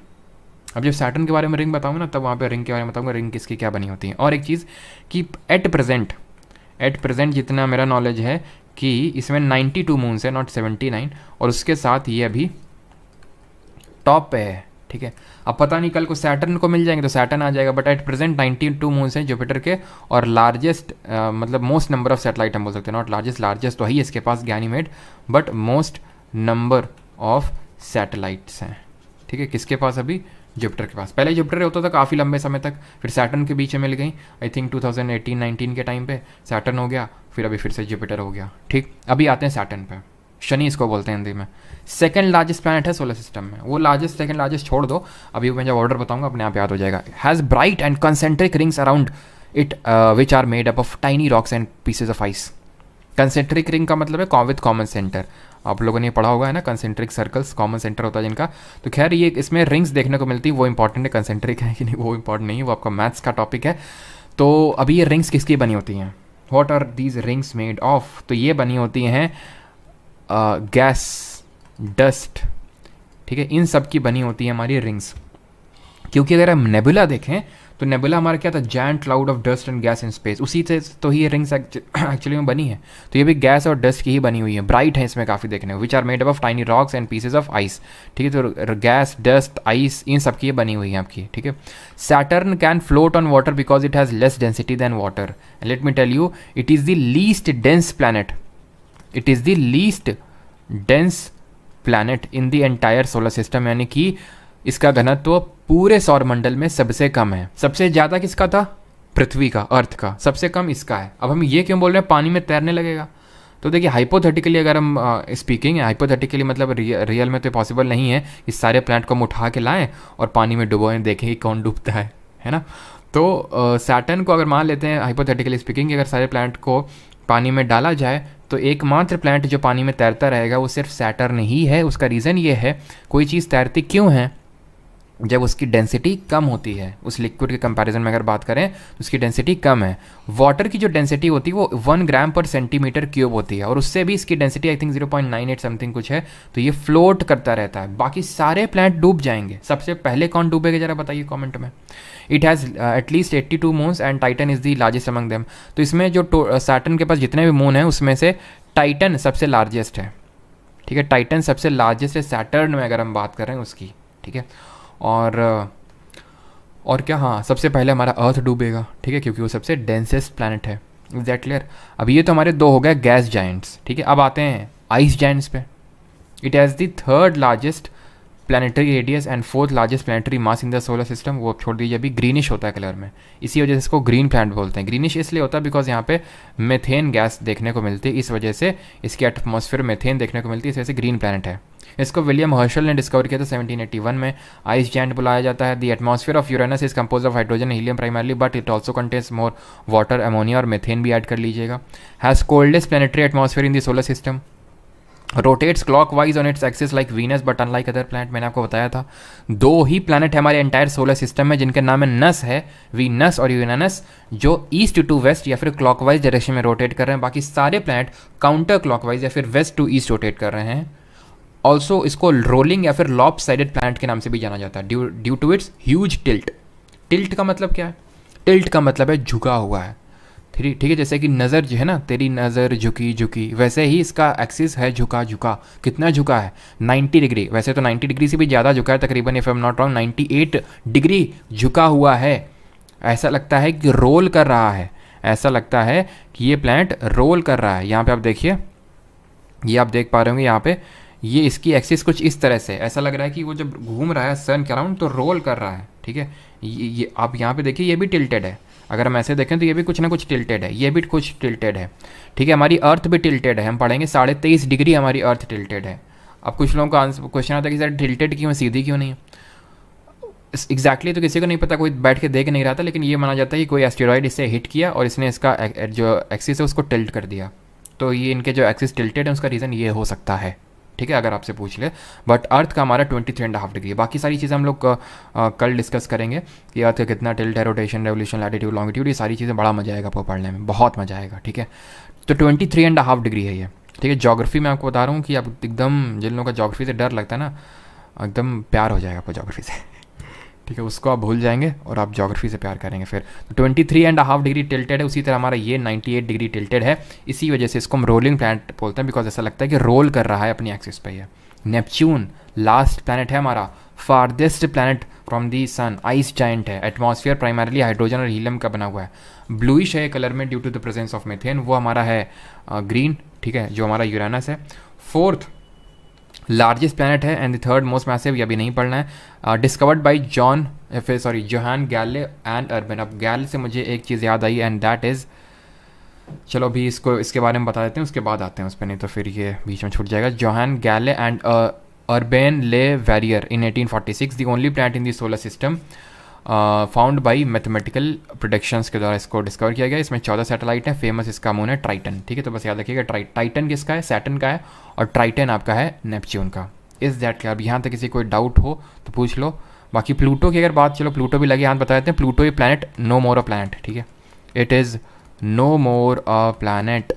2006 में इंटरनेशनल एस्ट्रोनॉमिकल यूनियन की बैठक हुई थी, उसमें इसको हटा दिया गया था। प्लूटो को अब ड्वार्फ प्लैनेट बोलते हैं, छोटा, ठीक है। And now it is a member of Kuiper belt. Kuiper belt क्या, वो भी समझते हैं। Kuiper belt is a spherical boundary outside the orbit of Neptune containing और number of asteroid, rock and comets. ये थी हमारी एस्टेरॉइड बेल्ट, ठीक है। ये जो आप देख पा रहे हैं ना, ये वाली, ये इसको बोलते हैं क्यूपर बेल्ट, ठीक है। जब सारे हमारे प्लैनेट ख़त्म हो जाते हैं तब हमारी चालू होती है क्यूपर बेल्ट बियॉन्ड नेपच्यून। यहीं पे हमारा क्या, यहीं पे हमारा प्लूटो इसके बियॉन्ड में। क्लियर है यहाँ तक सभी को? अब किसी कोई डाउट हो तो पूछ लो।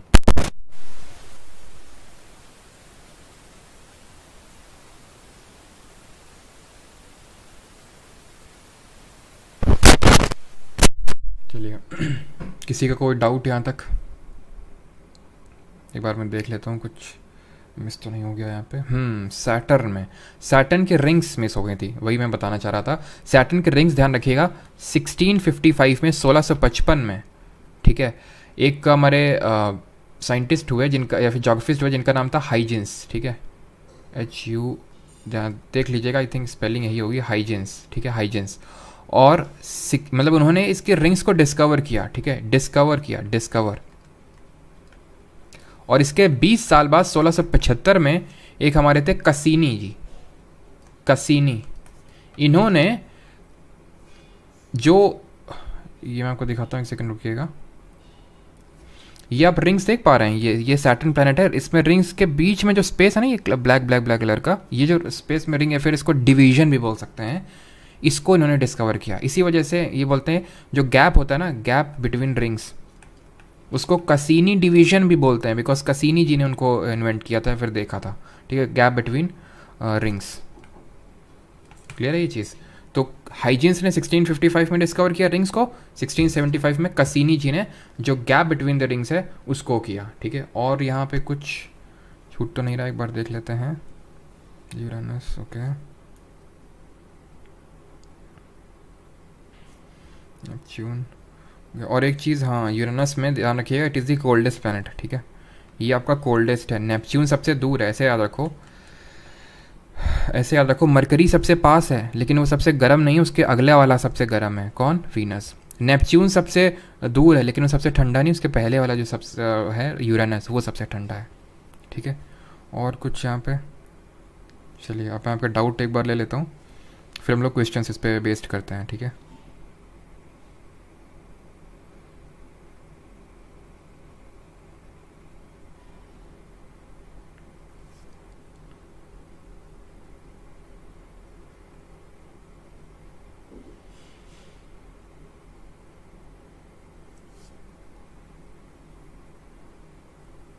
नहीं नहीं, इसमें कोई अंतर नहीं होता है, मेट्योराइड, इसमें मेट्योर्स में अंतर नहीं होता है।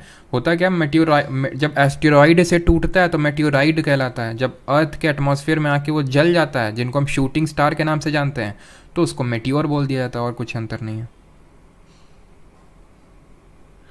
सर आयु सेड गले से कुछ याद है, गले से मतलब किससे, समझा नहीं मैं। सर यार इसका बैच होगा, बैच नहीं है, क्लास होगी 7 PM पे, 7 PM पे। रोटेशन वाला यूरेनस है, ये साफ साफ लिखा हुआ है यहाँ पे, सॉरी जुपिटर है, जुपिटर यहाँ पे लिखा होगा। जुपिटर सबसे मतलब फास्टेस्ट इसका रोटेशन टाइम है, और रेवोल्यूशन टाइम सबसे फास्टेस्ट मरकरी का जो सबसे छोटा प्लैनेट है, ठीक है। अभी चलिए आ जाते हैं यहाँ पे ऑर्डर में लगाने के लिए, ठीक है, ऑर्डर में लगा देते हैं, चलो। तो इनको ऑर्डर में लगा देते हैं, एक सेकेंड, कि अगर आपसे पूछ ले कि बढ़ते से घटते, घटते से बढ़ते, इस टाइप का अगर क्वेश्चन बन जाए, तो इसके लिए ट्रिक बोल रहे हैं, फिर जो भी आपने एक उसका नाम सुना होगा, जे स्टार करके एक सिंगर है ना, सुना है तुम लोगों ने वो गाना सुना होगा, मैं तेरा इस तरह से, है ना, सुना है ना सबने। अब मैं आगे नहीं बोलना चाहूँगा, बिकॉज काफ़ी लोगों ने ईयरफोन नहीं लगाए होते हैं, और उन लोगों को फिर मतलब गुस्सा हो जाते हैं वो लोग। तो जे सन स्टार, ठीक है, तो वो जो गाना उसने जे स्टार करके बंदा था, वो जे स्टार करके, तो उसी तरह से याद कर सकते हैं। जे तो भाई मैंने मतलब ऐसे याद रखा था, बाकी आप भी अपनी ट्रिक बना सकते हैं, बाकी और भी ट्रिक्स आप देख लेना, काफ़ी सस्ते दामों में मिल जाती हैं, काफ़ी इसकी ट्रिक्स होती हैं, ठीक है। ट्रिक्स तो उनकी नहीं मिलती हैं जो आपके एग्जाम में क्वेश्चन पूछे जाते हैं, ठीक है। और मेरा टारगेट वाईटी शॉर्ट्स के थ्रू यही रहता है कि उन चीज़ों की ट्रिक डाली जाए जिनकी ट्रिक्स अवेलेबल नहीं, जिनको याद करना मुश्किल है, जिनकी ट्रिक आपको यूट्यूब में नहीं मिलेगी। तो जे सन और जे सन EVM, ठीक है, जे सन EVM मरकरी, इस तरह से हमें याद रखना है। जे से हमारा जुपिटर, सबसे जो बड़ा प्लैनेट है। एस से है हमारा सैटर्न, इसको हिंदी में बृहस्पति बोलते हैं, सैटर्न यानी शनि, ठीक है, जो कि हमारा सबसे लीस्ट डेंस प्लैनेट है। यूरेनस देन हमारा आता है, जो कि हमारा कोल्डेस्ट प्लैनेट है, ग्रीन प्लैनेट है, रोलिंग प्लैनेट है। नेपच्यून देन आता है, जिसको हम इसको अरुण बोलते हैं, इसको वरुण बोलते हैं, नेपच्यून, ठीक है। देन यहाँ पे ये तो हमारे क्या हो गए, जोवियन प्लैनेट हो गए सारे। आप समझ पाए कि जोवियन जो प्लैनेट हैं एक्सटीरियर वाले हैं, वो कलेक्टिवली बड़े हैं इन चारों इंटीरियर या फिर टेरेस्ट्रियल प्लैनेट से। इंटीरियर प्लैनेट में सबसे बड़े की अगर बात करें, आपसे इस तरह से क्वेश्चन बन सकता है कि भाई जोवियन प्लैनेट में सबसे छोटा कौन है? नेपच्यून है जोवियन में। वैसे तो सबसे छोटा मरकरी है, बुध है, लेकिन जोवियन में सबसे छोटा ये है। वैसे तो सबसे बड़ा जुपिटर है, लेकिन इंटीरियर या फिर टेरेस्ट्रियल प्लैनेट में सबसे बड़ा हमारा अर्थ है। Blue planet, densest planet. V से आपका वीनस यानी शुक्र, ब्राइटेस्ट स्टार है ना, सबसे ब्राइटेस्ट प्लैनेट, ब्राइटेस्ट हो गया आपका, सबसे हॉटेस्ट हो गया, morning star, evening star, twin sister of अर्थ, ठीक है। मरकरी है, सॉरी ये आपका मार्स है जिसको मंगल ग्रह बोलते हैं, रेड प्लैनेट के नाम से जानते हैं, फोबोस, डिमोस, निक्स, ओलंपिया। और मरकरी हमारा, मरकरी है सबसे छोटा हमारा प्लैनेट है, ठीक है। और वीनस और मरकरी की कोई नेचुरल सैटेलाइट, कोई प्राकृतिक उपग्रह नहीं है। क्लियर है? अब लगा लें इसके क्या क्वेश्चंस, चलिए इनके आ जाते हैं अब इनके क्वेश्चंस पे, ठीक है।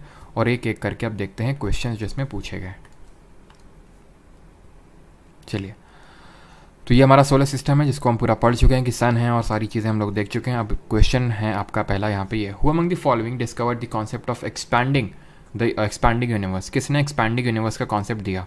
एडविन हबल, कार्ल एडवर्ड सगन, चार्ल्स मेजर या फिर टाइको ब्राहे?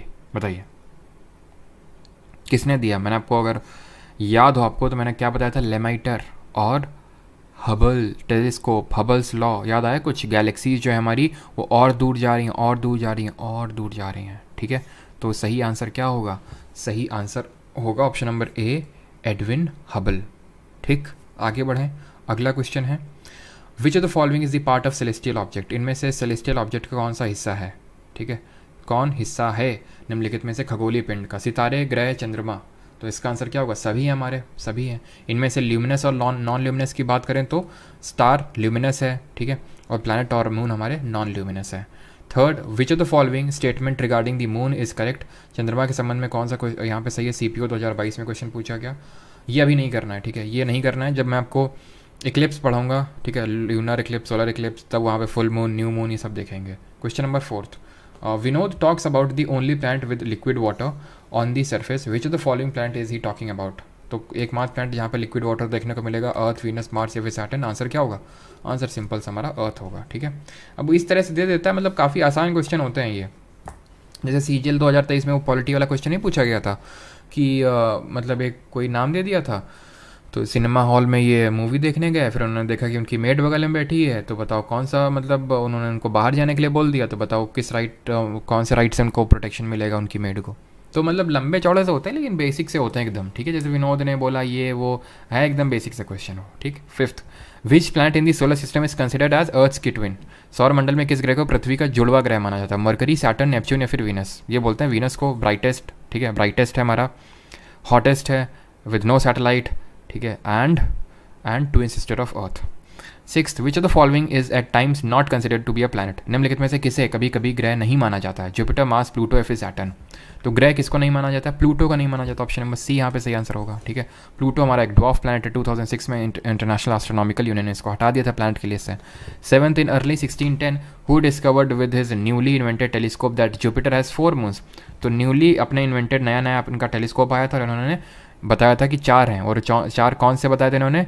लो, यूरोपा, ठीक है, और ये बोला जाता है कि यूरोपा में हो सकता है लाइफ पॉसिबल हो सके, क्योंकि इसमें बोला जाता है कि इसमें पानी भरा हो सकता है, ठीक है।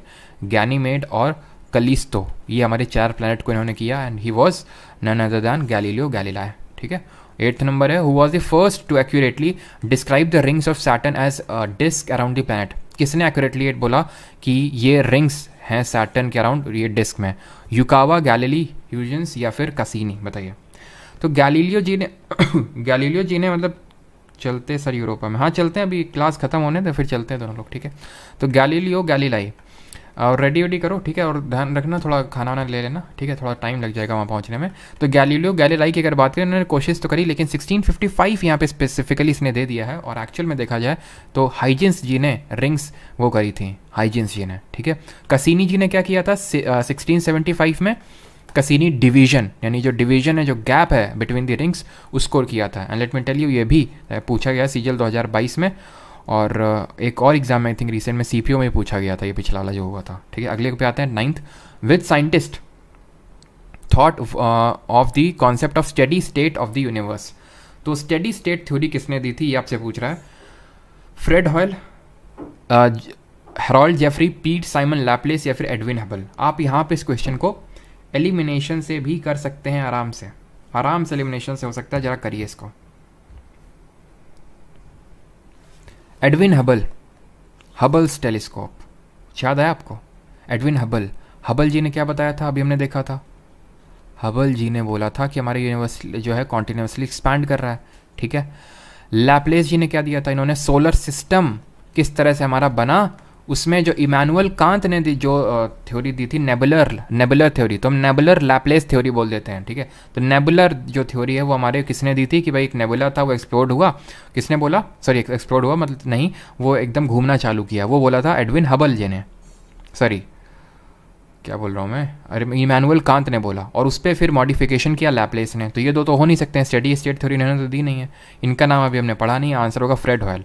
हॉयल स्टेडी स्टेट थ्योरी बोलते हैं। अभी स्टेडी स्टेट थ्योरी बोलती क्या है, तो इन्होंने हबल ने और लेमेटायर ने क्या बोला कि जो डिस्टेंस बिटवीन द गैलेक्सीज है वो कॉन्टिन्यूसली बढ़ रही है, हमारा कॉन्टिन्यूसली एक्सपैंड हो रहा है, तो मतलब एक्सपैंड तो हो रहा है but at the same time ये जो इसकी डेंसिटी है या फिर एवरेज डेंसिटी है वो कांस्टेंट है, यानी उसने अपनी डेंसिटी को मेंटेन करके रखा हुआ है, ये बोलता है steady state theory. Fred Hoyle ने दी थी इसको, ठीक है। The moon completes dash rotation on its axis as it completes one revolution around the अर्थ।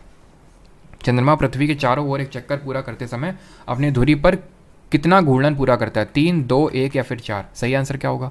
अभी मैंने आपको बताया था कि जो मून होता है उसका एक साइड हमें कभी विजिबल नहीं होता, बिकॉज इसका रोटेशन और रेवोल्यूशन का टाइम सेम होता है, यानी जब एक रोटेशन पूरा होगा तभी एक रेवोल्यूशन पूरा होगा, और 27.3 डेज में, अर्थ डेज में कंप्लीट होता है, और इसी को हम साउथ पोल ऑफ मून बोलते हैं। विच of the following is the largest moon of the Saturn, यानी शनि का सबसे बड़ा यहाँ पे मून कौन सा है, यूरोपा, एटलस, टाइटन या फिर कर्म है? तो सही आंसर क्या होगा? यूरोपा तो हमने देखा है उसका गैनीमेड, सॉरी जुपिटर का है, ठीक है, और गैनीमेड पूरा सबसे लार्जेस्ट सैटेलाइट है एंटायर सोलर सिस्टम में, बट सैटर्न की अगर बात करें टाइटन इसका लार्जेस्ट है, ठीक है। 12th, which of the following dwarf planet lies in the main asteroid belt? कौन सा ड्वार्फ प्लैनेट है जो मेन आपकी मेन एस्टेरॉइड बेल्ट में लाई कर रहा है? एरिस, मेक, सेरेस या फिर हाउमिया?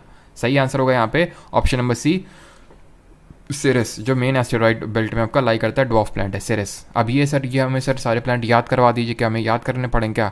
इतने सारे सब थोड़ी ना याद करने पड़ेंगे, तो सर ये वाला क्यों पूछ लिया? एसएससी है भाई वो। बस मेन बात ये है कि अगर वो रिपीट हो जाता है तो हमें आना चाहिए कि सेरिस एक ड्वार्फ प्लैनेट है इन दी एस्टेरॉइड बेल्ट, जो कि हमारी किन दो प्लैनेट के बीच में, जरा बताइए किस किन दो ग्रहों के बीच में है क्षुद्र ग्रह belt? The dash radiation belt are giant swaths of magnetically trapped highly energetic particles that surround the earth. Van Allen, aurora, Kuiper या फिर चिनॉक? चिनॉक से चिनूक याद आता है, चिनूक भी हम लोग पढ़ेंगे जब हम विंड्स के बारे में पढ़ेंगे, तो हमारी एक विंड है। क्यूपर हमारा एक बेल्ट है जो नेपच्यून के बियॉन्ड है ना, तो ये तो हो नहीं सकते हैं दोनों। ऑरोरा जो है ना, ऑरोरा जो होते हैं ना हमारे, ये अरोरा जी नहीं है हमारे, ऑरोरा है ऑरोरा, ठीक है। ये हमारे एक बोल सकते हैं बहुत ही मैग्निफिसेंट लाइट्स होती हैं, ये हमारी लाइटिंग, नेचुरल लाइटिंग बोल सकते हैं इनको, ठीक है, नेचुरल लाइटिंग। ये हमें देखने को मिलती हैं पोल्स के पास में, नॉर्थ पोल और साउथ पोल, ठीक है, उत्तरी ध्रुव और दक्षिणी ध्रुव। इनको नॉर्थ पोल में जाना जाता है ऑरोरा बोरियोलिस के नाम से, और साउथ पोल में जाना जाता है ऑरोरा ऑस्ट्रियालिसिस के नाम से। तो ऑरोरा भी नहीं है, आंसर होगा इसका option number A, Van Allen. Aurora create कैसे होते हैं? ये अर्थ का जो मैग्नेटोस्फीयर है ना उसके साथ, मतलब अर्थ का मैग्नेटोस्फीयर ये इंटरैक्ट होता है, और उसकी वजह से यहाँ पे आपको नेचुरल लाइटिंग, ग्रीन, ब्लू, इस तरह से बहुत बढ़िया शानदार आप देखना, और सर्च करके अगर आपने नहीं देखा है तो देखिएगा, बहुत ही शानदार लाइटिंग होती है। तो वैन एलन इसका सही आंसर होगा, ठीक है। Which of the following celestial bodies has a natural satellite named Charon या चारोन नहीं, जो भी इसका प्रोनाउंस करते हो, निम्नलिखित में से किस खगोलीय पिंड का प्राकृतिक उपग्रह चारोन है? हाउमिया, प्लूटो, मार्स या फिर सैटर्न? बताइए क्या आंसर होगा? चारोन। अब खुद ही आप सोचिए, अगर सैटर्न का होता इस तरह से तो मैं आपको बताता ना, हम लोग पढ़ते हैं ना, हमने सैटर्न के बारे में, टाइटन के बारे में पढ़ा है। मार्स के तो दो ही हैं, फोबोस, डीमोस, तो ये तो हो ही नहीं सकता किसी हालत में। आंसर होगा इसका Pluto, option number B, Pluto का ये चारोन है ना, चारोन या फिर जो भी प्रोनाउंस करता हूँ, ठीक है। तो what do you call one of the most famous constellations that we can see during summer time in the early part of the night? Summer के टाइम में early part of the night हमें दिखता है कैसियोपेला, Ursa major, Orion या फिर Ursa major. दो बार हो गया क्या? और सॉरी उर्सा माइनर, उर्सा नाबालिग।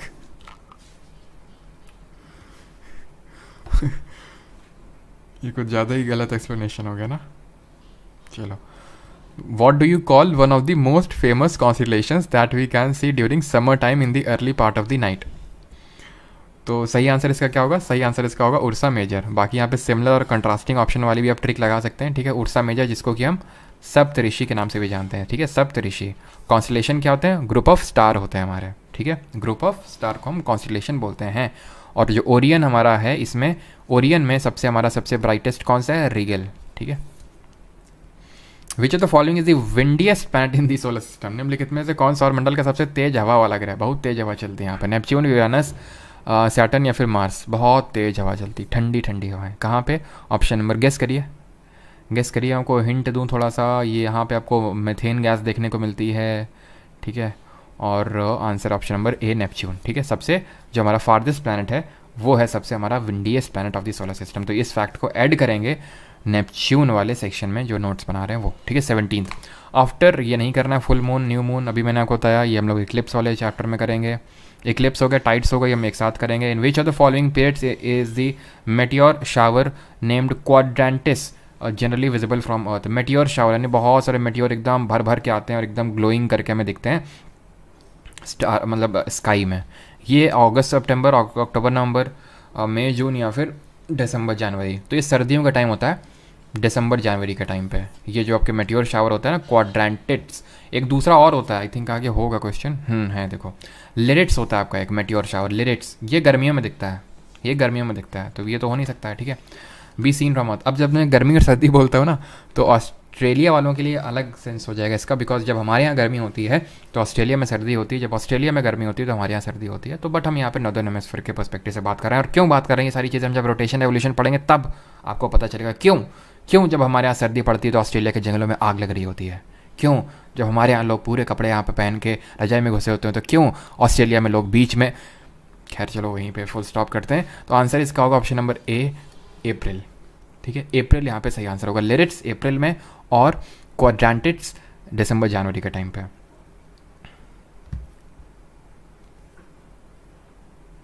चलिए, how many brightest stars is the constellation called the bear made up of? 3, 7, 5 या फिर 9? सही आंसर होगा इसका ऑप्शन नंबर बी, 7। इसको हम बोलते हैं, इस कॉन्स्टेलेशन को ग्रेट बियर के नाम से भी जाना जाता है, ठीक है, ठीक है। हाँ, इसी मतलब ये नाम सुन के मैं सोचना ग्रेट बियर, रेड बियर, मतलब वही सप्तऋषि जी हैं अपने, और कोई नहीं है ये, ठीक है। ये उर्सा मेजर जो है ना, मतलब ये उसी का ही आप पार्ट बोल सकते हो, वही है, ठीक है। क्लियर है? चलिए आगे बढ़ें। चलो अगला देखते हैं। विच of the following planet has the most number of moons? इनमें से सबसे ज़्यादा किसके ग्रह हैं यहाँ पे, किसके सबसे ज़्यादा चंद्रमा है? जुपिटर, सैटर्न, यूरेनस या फिर नेपच्यून? तो अभी हम लोगों ने देखा, वो डिपेंड करता है कि किसके हमने डिस्कवर कर लिया। अभी करंट में जुपिटर का चल रहा है, तो आंसर यहाँ पे ऑप्शन नंबर ए हो जाएगा, जुपिटर। बाकी वो डिपेंड करता है कब किसके हम डिस्कवर कर लें, ठीक है। चलो 7, 7, 7, 7 यहाँ मेरा अच्छा आप ऑस्ट्रेलिया से देख रहे हैं। 22 big bang theory explains. Big bang सिद्धांत क्या बताता है? Origin of universe, stars, galaxies या फिर सोलर सिस्टम? तो बिग बैंग थ्योरी हमें बताता है किसके बारे में? ये बताता है यूनिवर्स के बारे में। सोलर सिस्टम कौन सा है याद करिए, नेबुलर लैप्लेस थ्योरी है ना, नेबुलर थ्योरी, ठीक है। बिग बैंग थ्योरी लेमाइटर, ठीक है, लेमाइटर और Edwin Hubble, Lemaitre Hubble theories को बोलते हैं, ठीक है। आगे बढ़ते हैं। 23rd what do you call the point in the orbit of the moon or satellite which means which is nearest to Earth? तो इसको भी अभी छोड़ते हैं, वैसे तो नियरेस्ट टू अर्थ और पॉइंट मून बोल रहा है तो ये आपको पेरिजी कहलाएगा, पेरिजी। बट अभी हम पेरिजी, अपोजी और पेरी हीलियन, एपी हीलियन, ये हम जब रोटेशन रेवोल्यूशन करेंगे तब करेंगे इसको, ठीक है। IC1101 क्या है? एस्टेरॉइड, गैलेक्सी, सुपरनोवा या सैटेलाइट है?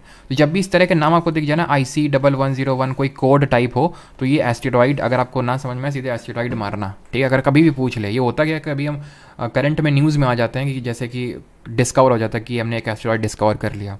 अब इसी कोई ऐसा था एक एस्टेरॉइड जिसका नाम पंडित जसराज जी के नाम पर रख दिया गया 2019 पे, ठीक है। दी अप्रोव ये भी नहीं करना है। टू न्यू मून और फुल मून अभी सब हम बाद में करेंगे। What is the radius of moon बताइए? ये अभी मैंने आपको करवाया कि रेडियस ऑफ मून यानी कि जो चंद्रमा है उसकी त्रिज्या कितनी है। तो ऑप्शन है आपका 1.78 इंटू 10⁶, 1.74 इंटू 10⁵ या फिर 1.79 इंटू 10⁶ या फिर 1.74 इंटू 10⁶। तो सही आंसर यहाँ पे क्या होगा? 1.74 इंटू 10⁶ 6 ऑप्शन नंबर डी यहाँ पे सही आंसर होगा। ये होती है रेडियस ऑफ मून, और हमारा जो सन है उसका डायमीटर अर्थ के कंपैरिजन में कितना है 109 टाइम्स है। ठीक है, आगे बढ़ते हैं। ड्यूरिंग दी, ये अभी एपीलियन पेरीहिलियन अगेन अभी हमने नहीं करना ही है। ठीक है, पेरीहिलियन एपीलियन एपोजी पेरीजी सब बाद में पढ़ेंगे।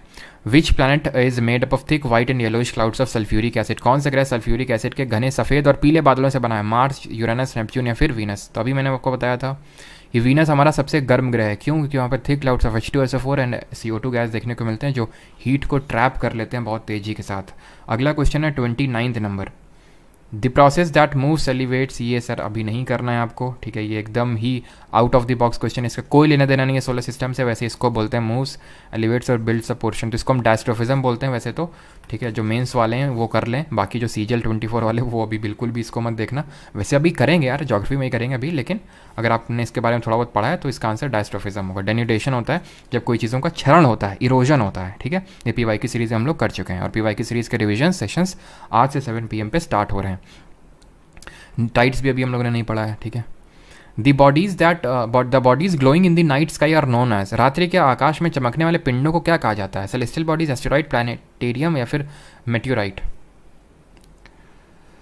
The bodies glowing in the night sky क्या कहा जाता है इनको? इनको बोला जाता है सेलेस्टियल बॉडीज़ कलेक्टिवली, खगोलीय पिंड बोलते हैं इनको। ठीक है, ये मतलब सारे ऑब्जेक्ट्स की बात हो रही है जो शाइन करते हैं। ठीक है, इससे हमारे प्लैनेट भी आ जाएंगे, इससे हमारे स्टार भी आ जाएंगे, सब कुछ आ जाएगा। हमारा मून भी एक सेलेस्टियल बॉडी, वो भी तो शाइन करता है, वो भी तो ग्लो करता है रात में। Lucifer is the another name for the planet, Lucifer जो है किस ग्रह का दूसरा नाम है? जुपिटर, मार्स, वीनस या फिर सैटर्न? तो ल्यूसीफर हमारा नाम है, ये वीनस का ल्यूसीफर किसका नाम है? ये वीनस ग्रह का नाम है। और ल्यूसीफर का कोई मतलब यहाँ पे बताना चाहेगा? ल्यूसीफर का मतलब होता है लाइट ब्रिंगर, जो लाइट लेके आता है। क्या इसका मतलब होता है? लाइट ब्रिंगर या फिर लाइट बियरर भी। ठीक है, ल्यूसीफर ध्यान रखिएगा क्या है? वीनस। तो विंडी प्लैनेट हमारा, हमने 2 एक्स्ट्रा चीज़ें अभी तक देखी हैं प्लैनेट के संबंध में। नेपच्यून को विंडी प्लैनेट बोलते हैं और ल्यूसीफर हमारा वीनस है। ठीक है, अगला क्वेश्चन क्या है? Planetary scientists call the thin gaseous envelope around the moon as the lunar exosphere, lunar stratosphere, thermosphere या फिर एंडोस्फीयर। तो बहुत आसान सा क्वेश्चन है। यहाँ पे अगर आप सिमिलर और कंट्रास्टिंग ऑप्शन वाली भी ट्रिक लगाएंगे तो लग जाएगी। ठीक है, एक्सोस्फीयर एंडोस्फीयर है ना, सेम साउंड हो रहा है। स्ट्रैटोस्फीयर आप जानते हैं ट्रांसफर क्लियर है, थर्मोस्फीयर भी एटमॉस्फेयर क्लियर है। अभी तक ठीक है हम लोगों ने पढ़ा नहीं, बट फिर भी इतना तो आई थिंक पता होगा आपको। तो यहाँ पे बात हो रही है scientist call the thin gas envelope around the moon, moon के बाहर है तो ऑब्वियस सी बात है एक्सोस्फीयर होगा ना कि एंडोस्फीयर। ठीक है, 34 how many degrees does the earth rotate about its axis in 1 hour? ये भी नहीं करेंगे ना, तो रोटेशन पढ़ा है। ठीक है, रोटेशन नहीं पढ़ा है बस, और क्या ही बोलो। तो ये मतलब आसान है, इसका आंसर 15 डिग्री होगा। कैसे? कि हमारी जो अर्थ है एक घूर्णन 360 डिग्री घूमती है 24 घंटे में, तो 1 घंटे में कितने घूमेगी? 1 घंटे में 15 डिग्री घूमेगी, सिंपल सी बात है। लेकिन अभी ये नहीं समझ में आया आपको तो चिंता ना करिए, हम लोग देखेंगे आगे। ठीक है, यूरोपा किसका नेचुरल सैटेलाइट है? सैटर्न, यूरेनस, जुपिटर या फिर मार्स? तो अभी हमने देखा था जो हमारे 4 गैलीलियो जाइंट्स थे, मतलब जो गैलीलियो जिन्हें डिस्कवर किए थे, लो, यूरोपा, गैनीमेड और कलिस्टो, उनमें से एक हमारा है यूरोपा। किसका है? जुपिटर का, ऑप्शन नंबर सी। ठीक है, और हाँ ये चीज़ ध्यान रखना, ये जो यूरोपा है ना ये सबसे स्मॉलेस्ट है। किसमें? ये जो 4 प्लैनेट हैं, लो, यूरोपा, गैनीमेड, कलिस्टो, उनमें से सबसे स्मॉलेस्ट है ये, स्मॉलेस्ट इन जो गैलीलियोस 4 हैं, गैलीलियोस 4। ठीक है, 36 in the life cycle of a star the stage nebula refers to. Nebula कौन सी स्टेज होती है? The stage when the outer layers expand, cools down and becomes less bright. The last stage of its life, a cloud of dust and hydrogen, outer shell of a star. तो कौन सा life होता है जरा ये बताइए?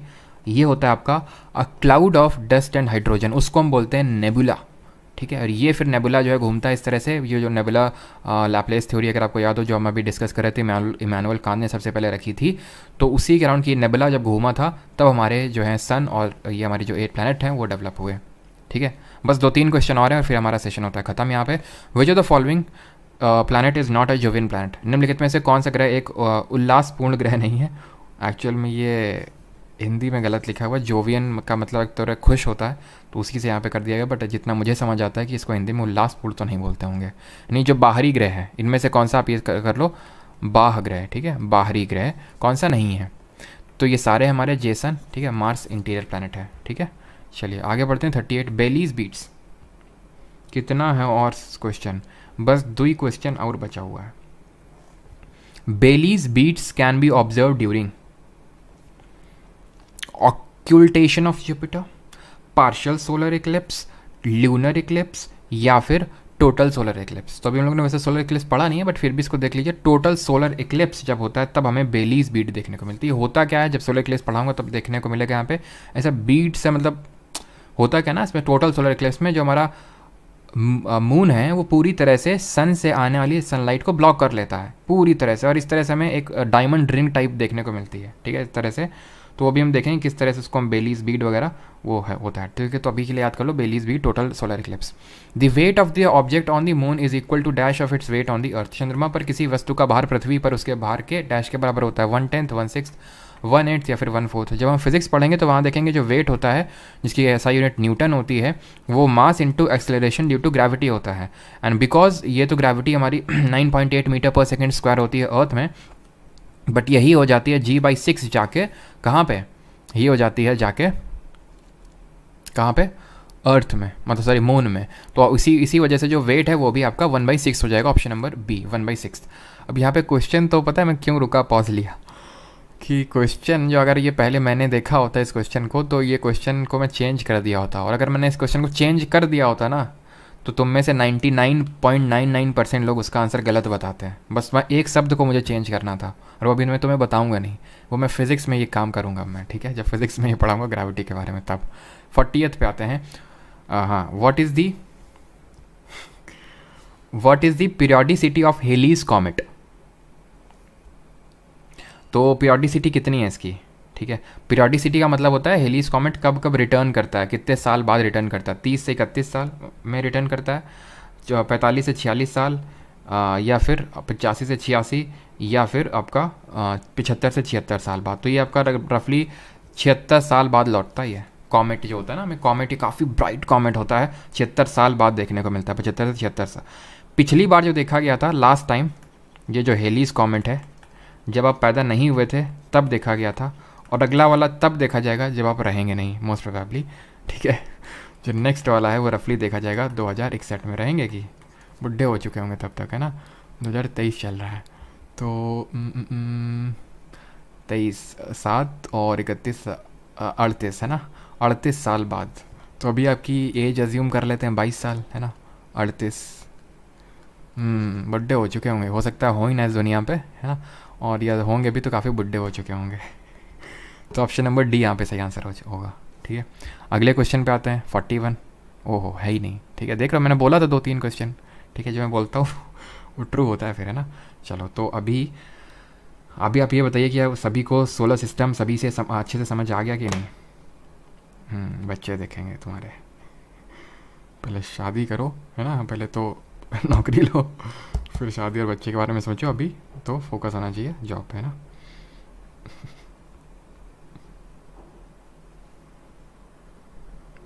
शिवम कुमार तुम समझ गए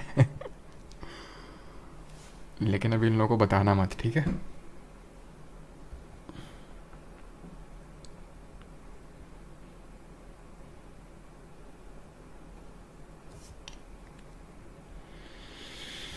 मज़ा आया, ठीक है। और कल अभी के तो थोड़ा सा मतलब स्टैटिक टाइप था ये टॉपिक, तो जहाँ थोड़ा रटने वाला काम था। कल से तो और मज़ा आएगा जब लैटिट्यूड, लॉन्गिट्यूड, रोटेशन, रेवोल्यूशन ये सब पढ़ोगे ना अभी, और फिर जब इंडियन ज्योग्राफी पढ़ोगे, आए हाय क्या ही आनंद आएगा, मतलब ठीक है, समझ पा रहे हो मेरी वर्डिंग से कि कितना आनंद आएगा जब इंडियन ज्योग्राफी पढ़ेंगे। मतलब इसमें भी आएगा, वो इंटरनेशनल में भी, ठीक है, और इंटरनेशनल में भी ये तो बहुत ही स्पेसिफिक थोड़ा टाइप था, अभी तो आगे तो बहुत मज़ा आएगा आपको, ठीक है। शुभ क्या फॉलो हैं, क्या शुभ बोलो। ये पेड बैच है, जी हाँ, जिन लोगों को नहीं पता, वैलिडिटी है कोर्स की जीके बैच की राम मूर्ति जी 1 ईयर, ठीक है, 1 ईयर वैलिडिटी है। और ये जिन लोगों को नहीं पता है, ये पेड बैच की क्लासेस हैं जो फ्री लाइव स्ट्रीम हो रही है यूट्यूब पे, ठीक है। और इनकी जो रिकॉर्डिंग है, इनके हैंड रिटन नोट्स हैं इंग्लिश हिंदी दोनों में, और नोट्स बहुत ही प्रॉपर हैं, ठीक है, वो आप देख सकते हैं। वो जो लोग हैं इंग्लिश और हिंदी मीडियम को उन्हें पता है किस तरह के नोट्स मिलते हैं, तो वो सारे आपको परमार एकेडमी ऐप, जिसका लिंक डिस्क्रिप्शन में मिल जाएगा, तो वहाँ पे आपको ये मिल जाएंगे। और वहीं पे आपको एप्लीकेशन पे ही परमार से जीके बैच करके देखने को मिलेगा, उसी के अंदर ये सारी चीज़ें आपको मिल जाएंगी। ऑलराइट, मिलते हैं कल at the same time. Thank you to all, धन्यवाद सभी को। और शाम को होगा PYQ सेशन का हम लोग का लेक्चर, ठीक है? शाम को होगा हम लोग का PYQ सेशन, ठीक है? फाइनली सर जी को देखी, मतलब कहाँ पे भाई?